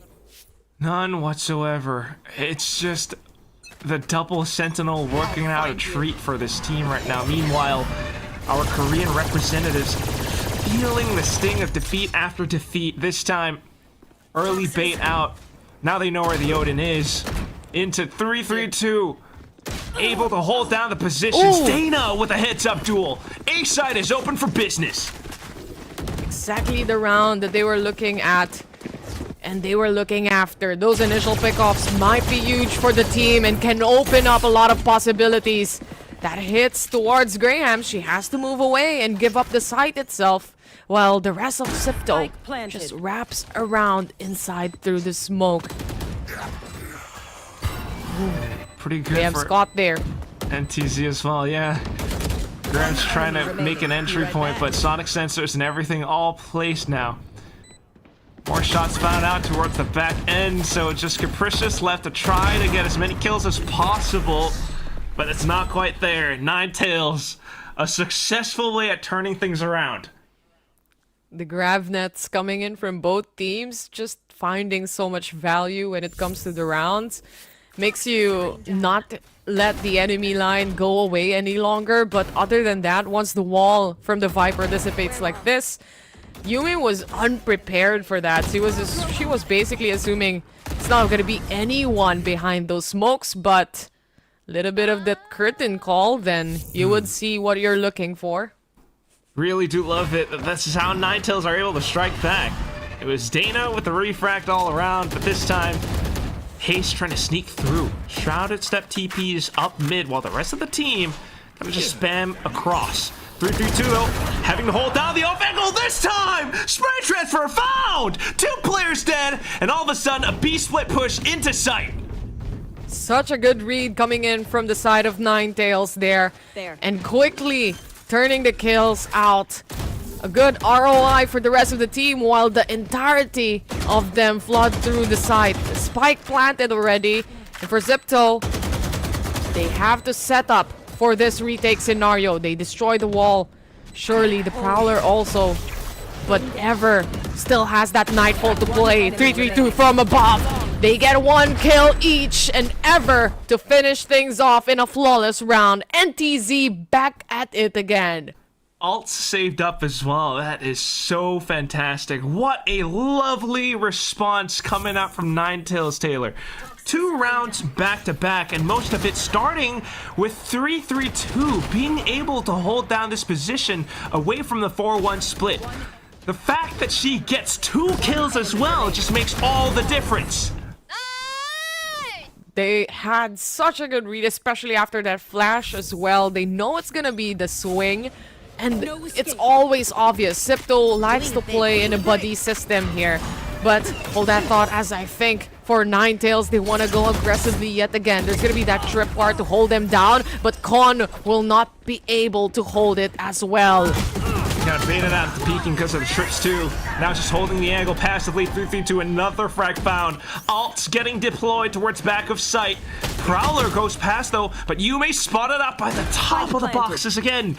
And now, just looking at a tough retake, but as the smokes dissipate, Capricious sneaking on up, gets a kill, Annihilation ripped, and more players going downtown.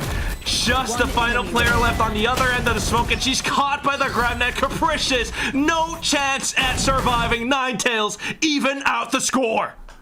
What a comeback, a quick one even from the side of Ninetales here. That timeout really paved the way for them to make a reset happen. This side take that they were trying to do for the side of Zipto as well just wouldn't work out. Annihilation laid down perfectly, and everything else just aligning for the rest of the members. They're answering back here and forcing Zipto into their timeout as well. Okay, I'm definitely gonna feel like I have to eat my words. Thinking that this might have been the last map, but Ninetales, they picked it for a reason. They chose it in this circulation, knowing that they have what it takes to really push it to a map 5.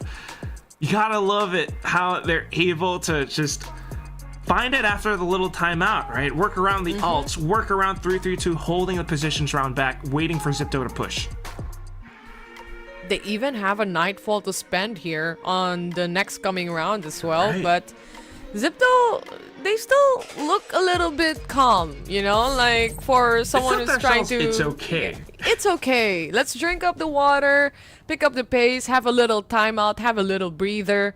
But coming into this next round though, the breather isn't breathing because they only have that one Vandal to play around with. Well, we kind of know how they are with the sheriffs, guys, you know? Oh, right. I just find that so funny. The breather isn't breathing. Ninetales, can they suffocate and choke Zipto out? We're nearing the end of the first half, and we're desperately looking for a way in towards a map number 5. Grand finals between both teams, and Zipto are trying to take back the lead as well. A lot of traps all throughout this B site, while 3 players stack up on A. They're more held back now. We're not really seeing that aggressive positioning from the rest of Zipto that we keep seeing a while ago. A little bit on the reserve side here, but mid-control, it seems like this is gonna be the split that they want to go after, that they want to go for. Ever already prepping up, setting up that Nightfall. No one really to catch. Yeah, clears out sight and most of the traps as well. So a free spike plant now, which means a tough retake for Zito at this point. Khan trapped into a position with 3 players assaulting her. Off to the back end as well now with the sonic sensor set up. Even though Yume did go in for the flash, I don't think you can really make your way out. She goes for the wide swing though, some shots being found. And it's Capricious who makes it through, but traded as well. Graham's then the only one left, blocked off by the barrier mesh, spotted out by Haste, who then calls for the team to go through. A wild TP attempt, but Haste is right on top of it. Even if she gets that kill, 332 was already lurking behind her as well and picking up the pace for the entirety of the team. But Ninetales, strength by numbers, the power of friendship, right? And especially in this kind of eco rounds that we are looking at for Zipto's side. It's a lot more scarier in long-range duels when it comes to those sheriffs, but when you're storming the front with 4 players, what can a sheriff do? It's really not too much. Well, the guns are back this time, Taylor. And you've got an operator from 332 watching off other ends while the rest of the team assaults down middle again. Zipto's game plan, the defensive setup's not quite working out this time. They do switch it up towards the A site though, especially Deadlock Utility. These Deadlock Utilities are a little bit of a pain for both teams. It's always the walls that they have to destroy and makes them at least revert back in a different part of the map. High T. She has to go back, but she's storming it head front. Okay, we're gonna fight this out. She takes 1 down before she gets tucked away. Graham's on another part here on that lurk, successfully taking another. Even playing field here, Quack. That's right. Annihilation for Khan though.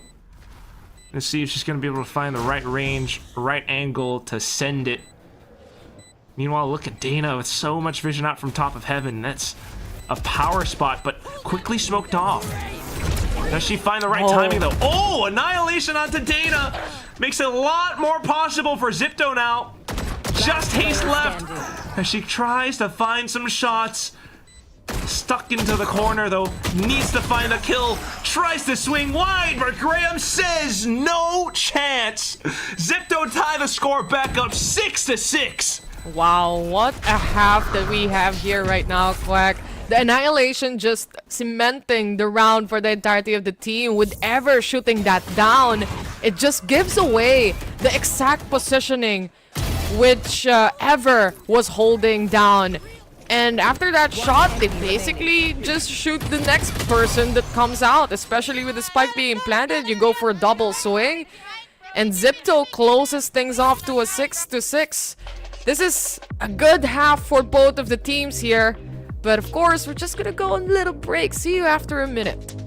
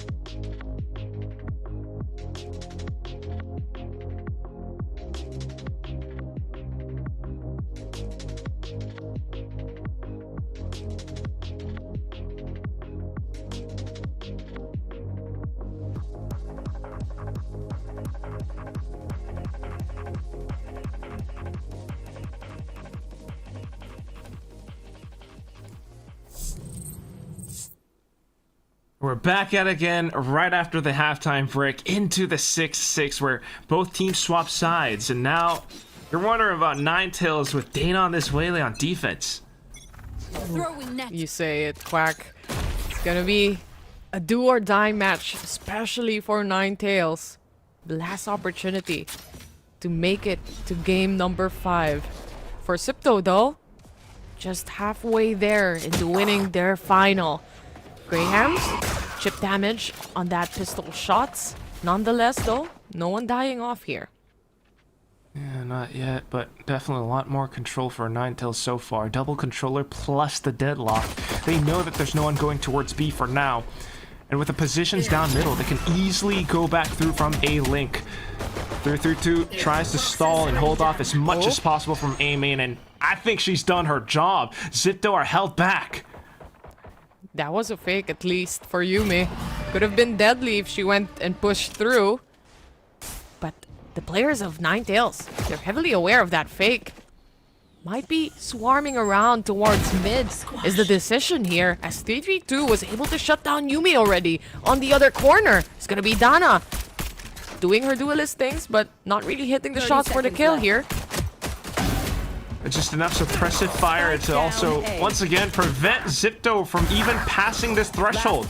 Grams with the shots now, though. But Khan also getting taken out from behind. Bomb on the ground, but Grams the sneak on through the smokes. Oh my god, she actually lands the flick. A Zowie clutch for Zipto with Grams at the helm of it all. They did not expect that at all, Quack. They were just expecting her to pick up the spike and maybe rotate all the way around, but not in the Zowie clutch. Not in the hands of Grahams here. As we all know, they have this certain aggression as a team, but Grahams was a duelist a while ago, and they shouldn't forget that. Heck no. Pain. Coach C is just Zipto's biggest cheerleader right now as well. Insane. Very insane, but Zipto, sometimes you win the pistols here for Zipto's side, especially with Ninetales. They've had pretty good pistol rounds here and there. Bring them down. Definitely feeling it for Ninetales too, though, considering how this could be the final map. Guns all bought up. Not a single ghost or anything, so full investment. Prowler, catch this one at the end for middle. That slow mistake. And Dana to be put down. That would have been enough information around this A area, but unfortunately the shot's not connecting. Angle's a little bit linear, and Zipto quite ready for a lot of these duels as well. A great chunk of a Gravnet catches so many players, but to no avail. No one else was around the corner. Which kind of allows for Zipto to kind of triangulate her final position as well. Now revealed, you know, Evers out from middle. Maybe able to retrieve the rifle, but as you head back on through A link, surely anticipating players to be watching around these corners. She carefully clears them. Oh, the flash sent out though. And at this point, yeah, she's gonna be Grams with a stinger to spray it down.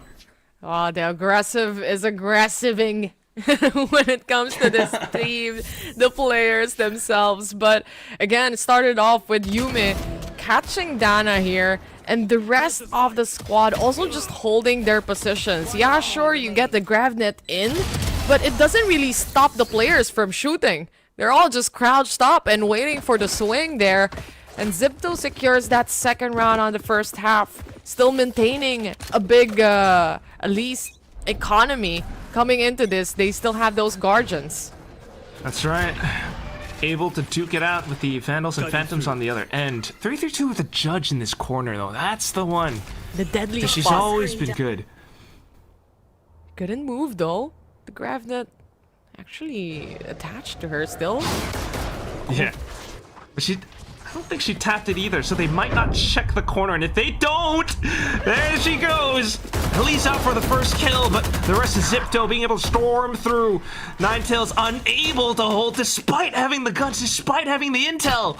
Spotted out through the end, too, with the camera from Piety. They're working on timings here, and so far it's favoring the side of Zipto as well. Piety just holding down this position as Dana. There. They might see each other. They're looking at the same position here.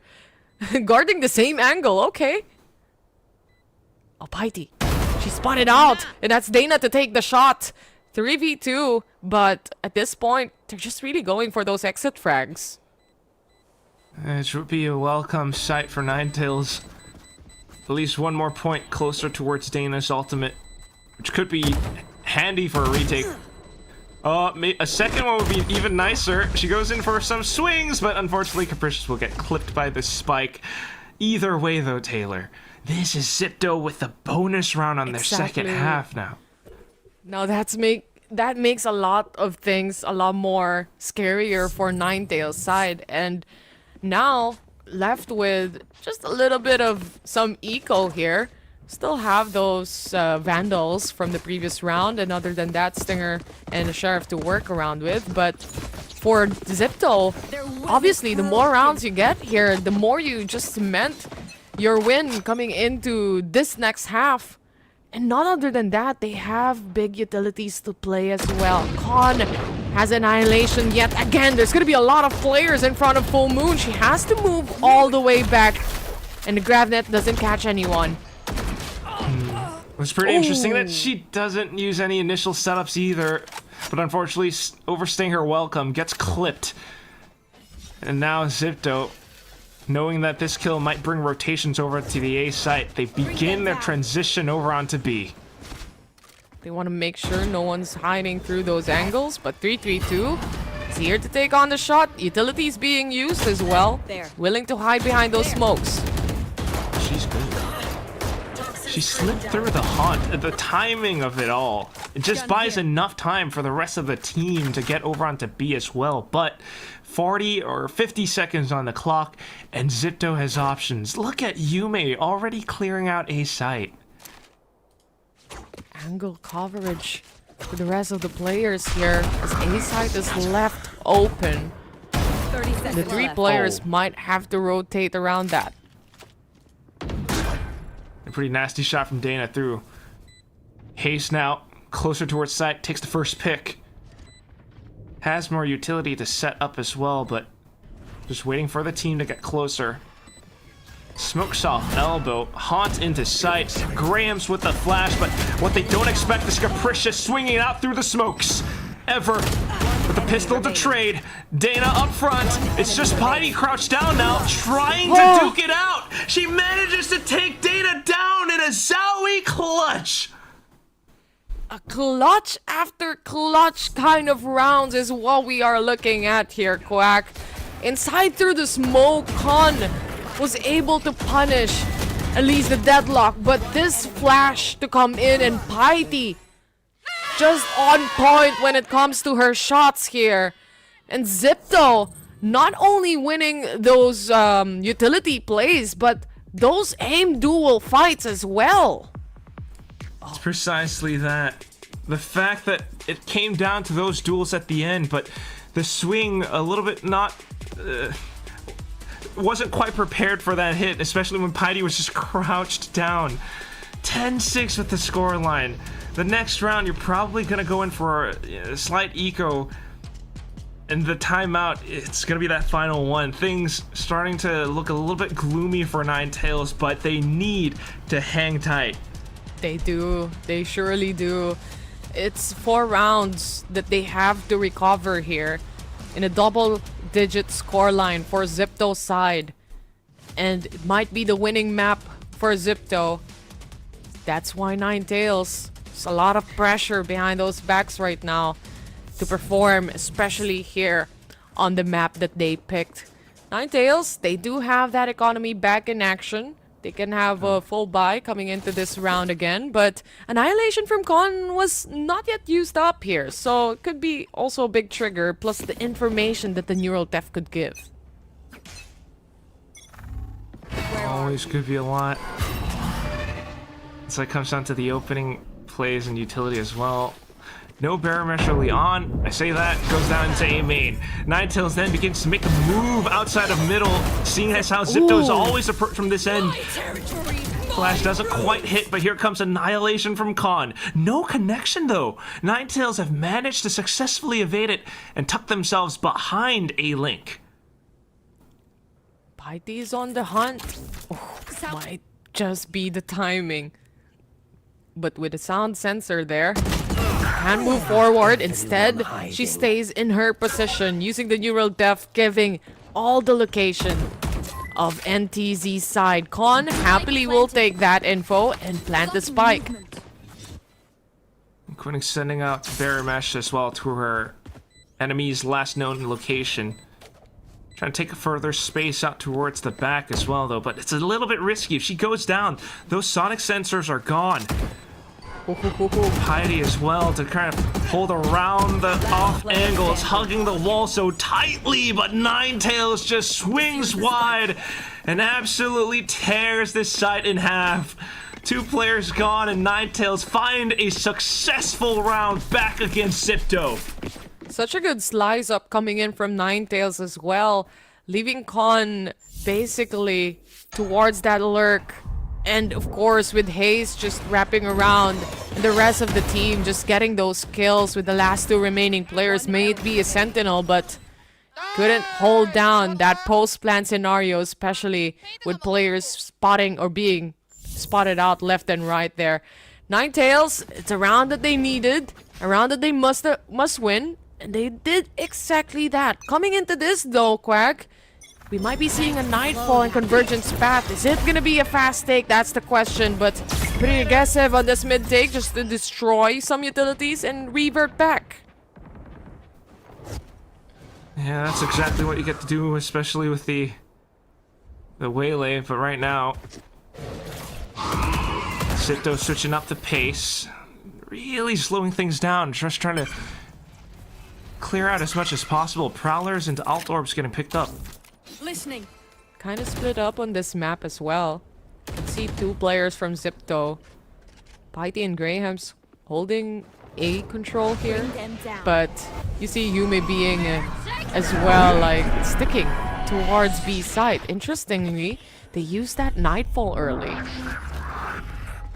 Very early. It doesn't really catch anyone either, which is why they kind of rotated over onto the A side, but I'm thinking that it's an over-rotation. The gate crashed from Yume to call the rest of the team back into a slow scale up B. Oh my goodness, Ever has to hold this all down. The C's doesn't quite land though. Thankfully, Dana is close by enough to send out Convergent Paths, but that just buys further time. Players on the right, that's gonna be Dana. The angle, she couldn't go out. There's no smokes there to help her out. 10 seconds remaining to plant the spike here. And Zipto, they have to move forward as Khan and Paiti shuts down some of the players. It's a 3v3, 3v2. Also to fall down 1 by 1. They all fall in Ninetales squad in a position they don't want to be as Zipto takes 11. Now you're past double digits, waiting for that map and series point. Pressure on towards Ninetales' shoulders. This entire round, unfortunately, going off by the wayside. Early Nightfall, and it just costs them so damn much. Zipto, all they had to do was to lock down these choke points where they knew Ninetales would try to retake from. Up to the next round, you invest near everything. The Viper's Pit and 332 to try to sneak on around. She gets hit by a counter Nightfall though, and it's just looking out for the gate crash, but here goes Zipto, the full squad into B. Not really the thing you want to do right now. Especially no more Viper's Pit, but Grahams is already here for the action as well. Is this gonna be the match point? NTZ has to stop them on their toes. Annihilation not really getting anyone here. Capricious was able to shut down one. Capricious, she wants to fight one more, and that's gonna be another kill. Now left and down to Hayes for this round. 2v1. She goes for the TP, but the plant is already on its way. Spike planted. I tried to fake it to re-peek the same position, but It's a 1v2. So many angles being covered by Zipto right now. Annihilation as well, even though it doesn't connect. Timer reset to about 30 seconds left, and Haste just wants so desperately to find the frag. Tries to close in the distance with Shrouded Steps, but Khan quickly goes right on top of it. Up towards series point now for Zipto. They're just 1 point away, Quack, for this championship. But this Viper's Pit towards B side, I see how you can utilize it in that kind of scenario, but at the same time, she decided to push out into her own Viper's Pit. Unfortunately, Zipto was well prepared. They have a Prowler, they also have a Nightfall. At that point, what else can you do to fight? Maybe get some 1 to 2 kills on your Stinger, but that's about it. You lose your entirety of the round. You lose that Viper's Pit. That's right, just comfortable enough for Zipto to clear and check it as much as possible. And now 1 round away from closing this series out. 4 kills away, if any, Taylor. The Sonic Sensor to block off Link, and the rest of them already fanning out backside. The spike is planted.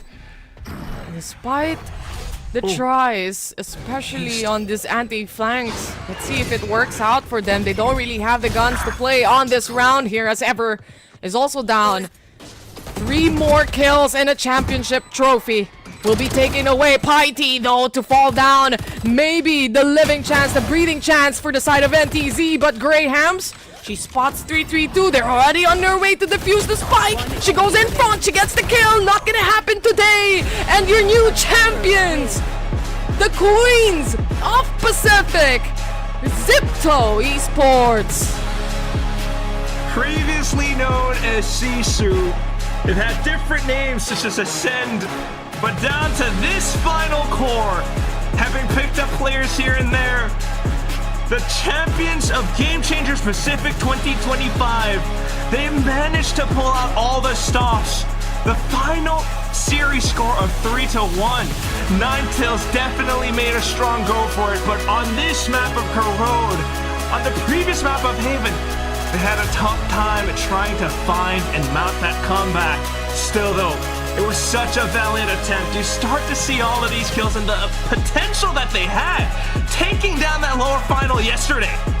Talk about potential, Quack. This team is fairly young, to say the least, right? You have some of year. Yeah, exactly. Some of these players, it's a Korean debut team. And to say the least, they had that green carpet, and it was only Zipto that really stopped them on their toes. And now they take the championship. And after so long, I don't know any other team that will really want this so bad. And that's Zipto. Only stopped by Falcons Vega, but here we go, the winning interview, Zipto, Game Changers Pacific champions.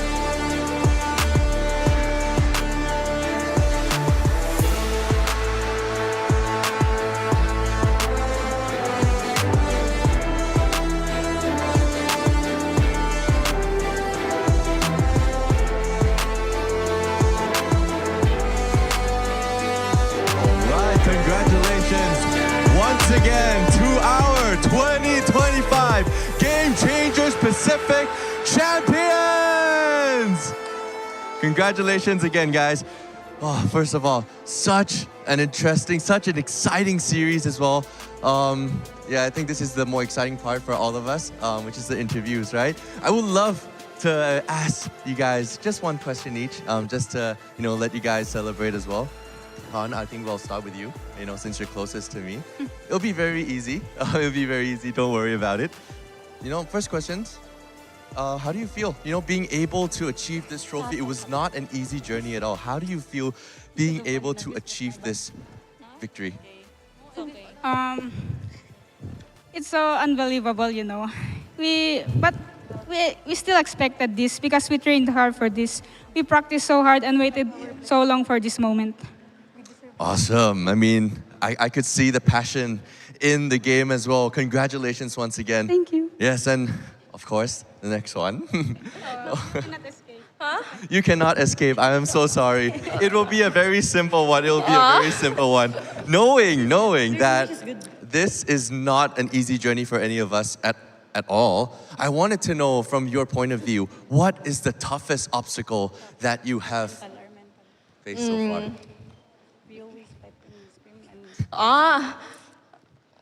Before we come tournament, we always fighting in scrim. Like we very toxic. Like keep talking each other.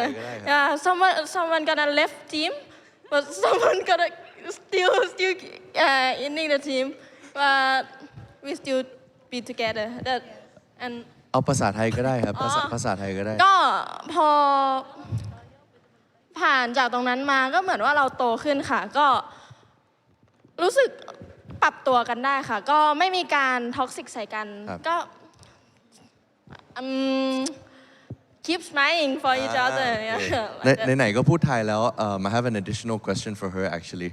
You know, being able to play in your hometown as well, and also being the Thai representative in a team full of, you know, diversity here. How do you feel?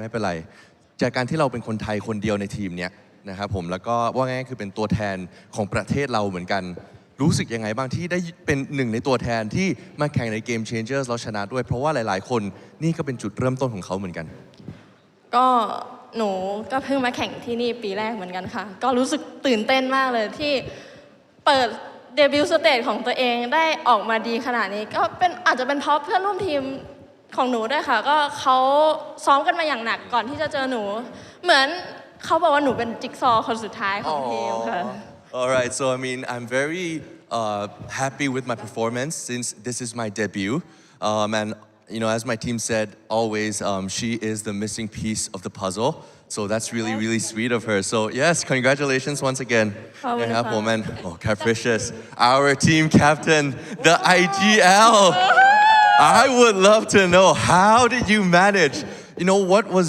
going through your mind managing the team throughout the tournament having in-game calls as well as you know the post-game and you know all the reflection and everything like what went through your mind and were there any obstacles during that as I feel I think I've had a lot of issues especially with my mental and when I decided to be an IGL for this team I have decided to be a better person and to have a better mental for the whole team so I never thought I'd be an IGL, but since we lost last year, I promised myself, I promised everyone that I'm gonna step up and I'm gonna be the leader for the team if they needed one. So. And you succeeded. You did an amazing job.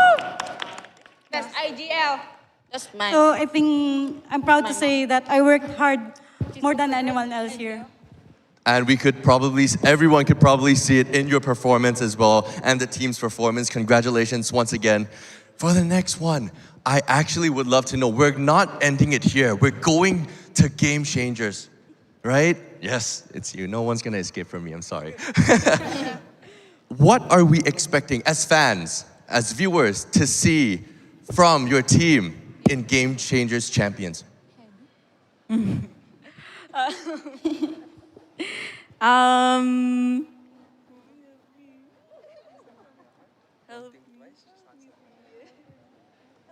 It's okay.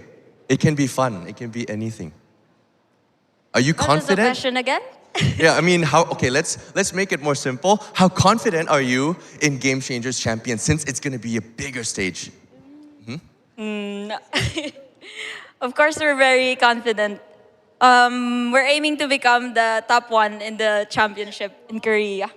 That's what I'm talking about. I love that confidence. And I think everyone will be rooting for all of you right now in the stream as well as, you know, from SCA, such as myself. And last but not least, the players. I mean, you know, as I just mentioned, you want to be number one in Korea as well. And right now, I believe that you've got a lot of fans, you know, from the SCA. They're all behind your back. What do you have to say to your fans who's been supporting you since all along? Thank you so much for the support. Okay. Thank you so much and I hope you keep supporting us till we get the championship. Okay, thank you very much as well for the interview and for Coach. No, for your coach, you are not escaping as well. Okay. Coach Xie, I would love to know, actually, this is actually an amazing team. I would love to know what was the preparation coming into this, and was this outcome what you were expecting when you were forming, when you were practicing with this team? The preparation has always been about being ready for anything. We've gone through a lot of hard times together, and they worked incredibly hard. Like, they've told you all about the issues we've had and the moments we've sort of doubted ourselves, but there was never a time where we sort of turned on each other completely. You know, we're always getting each other's backs, and I think the first match, when I saw that we had each other's backs, this was the expected outcome. Like, as soon as we saw the first match against Rising Esports GC, we were just so on point in terms of supporting each other, and the hard work could really, really show. So I think that's when I knew we were going to win. I mean, and it showed. It really showed. You dominated the tournament, and now the trophy is yours. Ladies and gentlemen, please give it up one more time for your 2025 Game Changers Pacific Champions, XIP Esports GC!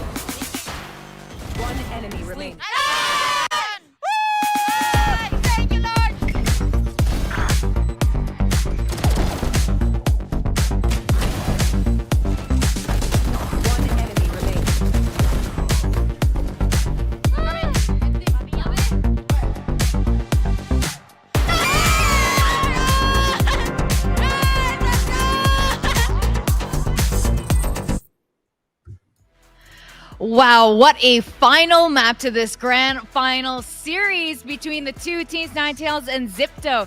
Zach, Zipto has gone completely undefeated in Pacific. It's insane because a lot of teams, they might have gone undefeated in their regionals, but to say you're completely undefeated in Pacific is a completely different story here. So Zipto is going to be going into championships looking really strong here. And we were talking about Crota a bit, and I think we were kind of predicting a bit for a Ninetales win.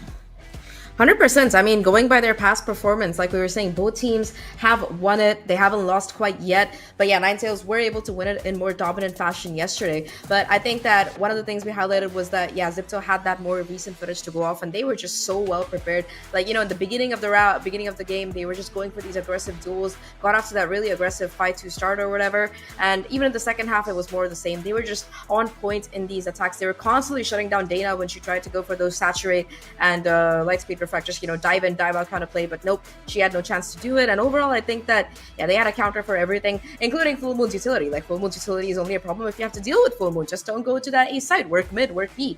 And I think it worked out great for them. Overall, they just had a very prepared, very collected strategy, and they executed it perfectly. Not to mention Graham's just fully out clutch after clutch, 3K after 3K. I don't know what she had for breakfast or lunch or whatever, but yeah, she was prepared. She had graham crackers.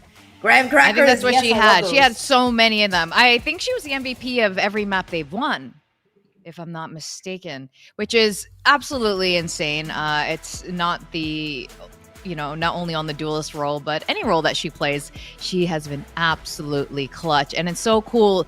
I feel like we've kind of seen Grams grow up. And I think it's so cool that we're sending her off now to championships and Seoul. Like, she's ready, we saw her whole anime development arc, and now it's time for her to go to Korea and just dominate with the rest of her team there. The interview was really nice too. You could see that they've worked through a lot of issues that they may have had in the past, of that Yume was alluding to a little bit of fun toxicity, and they managed to get together on their teamwork, which is great because Game Changers Championship is going to be next month, a month from now, in Seoul, South Korea, where Pacific is usually hosted, but it's going to be in Lal Park, which is going to be awesome to be in that stadium there. And I think this is just going to be absolutely the time for Game Changers Pacific to finally get our trophy. Maybe. 100%. Maybe. I hope so. I mean, I've been waiting for it for a while, and I thought that last year's Zipto actually were able to put up a great showing. But yeah, this year we're sending two insane teams. Of course, the first Korean teams to represent not only just Pacific, but also to represent in their home arena, Ninetales. But of course, our Pacific champions, dominant showing, like you said, Vic, completely undefeated. And they went toe to toe with every single team, every single player willing to duke it out. And more often than not, they were the ones shooting heads. And like you said, Vic, not just the maps they won, it was Graham's as the MVP for her team throughout every single map today. And what a performance we had from not just her, but the rest of Zipto overall. 3-1 in that grand final. Only dropped one map throughout all of Pacific. Wow. Insane. And Ninetales also undefeated except for the grand finalist winners, Zipto. And so they both defeated two amazing teams that were top placed last year. So I think this is really this is a good sign as we go towards championship. They're going to have a month to barely rest. They're going to have to practice a lot and then get ready for Game Changers Championships over in Seoul. But let's do a sponsor shout out again for Acer Predator, Intel, Zowie, Imperial World, TT Racing, and Sindom. Zach, let's do a little wrap up. You were here every single day of the Game Changers Pacific broadcast. How are you feeling about this year's Pacific versus last year? Honestly, I think that they look even more strong this year. I think that I think that we managed to completely winnow down and pick our top two teams. I am a little bit sad we're not going to be seeing Falcons Vega, though I blame the system more than anything. Give Pacific more slots already, please. We deserve at least 3 at this point, looking at the caliber of gameplay. But honestly, just increase the slots for the championship. Why do we only have 8 teams? Make it 16, please. But yeah, I'm very excited for this year. I have a lot of hopes for both of these teams, and I think Zipto said it best. I hope they want to win it all. They're ready to win it all, and I really hope they do. Oh, I do too, and I think I have a good feeling about this. Well, I want to thank everyone from our ops team, our production team, all the talents who were involved in this year's Game Changers Pacific, and of course, all the viewers who tuned in every single day to watch your favorite players, their favorite teams, or just here to support Game Changers. I think it's just a really special event, and every year it's such an honor to be able to do this. So with that, we are going to wrap this up. Thank you so much, Zach, and I'm your host, Victoria, and we will see you over in Korea for Game Changers Championship. Have a good night, everyone.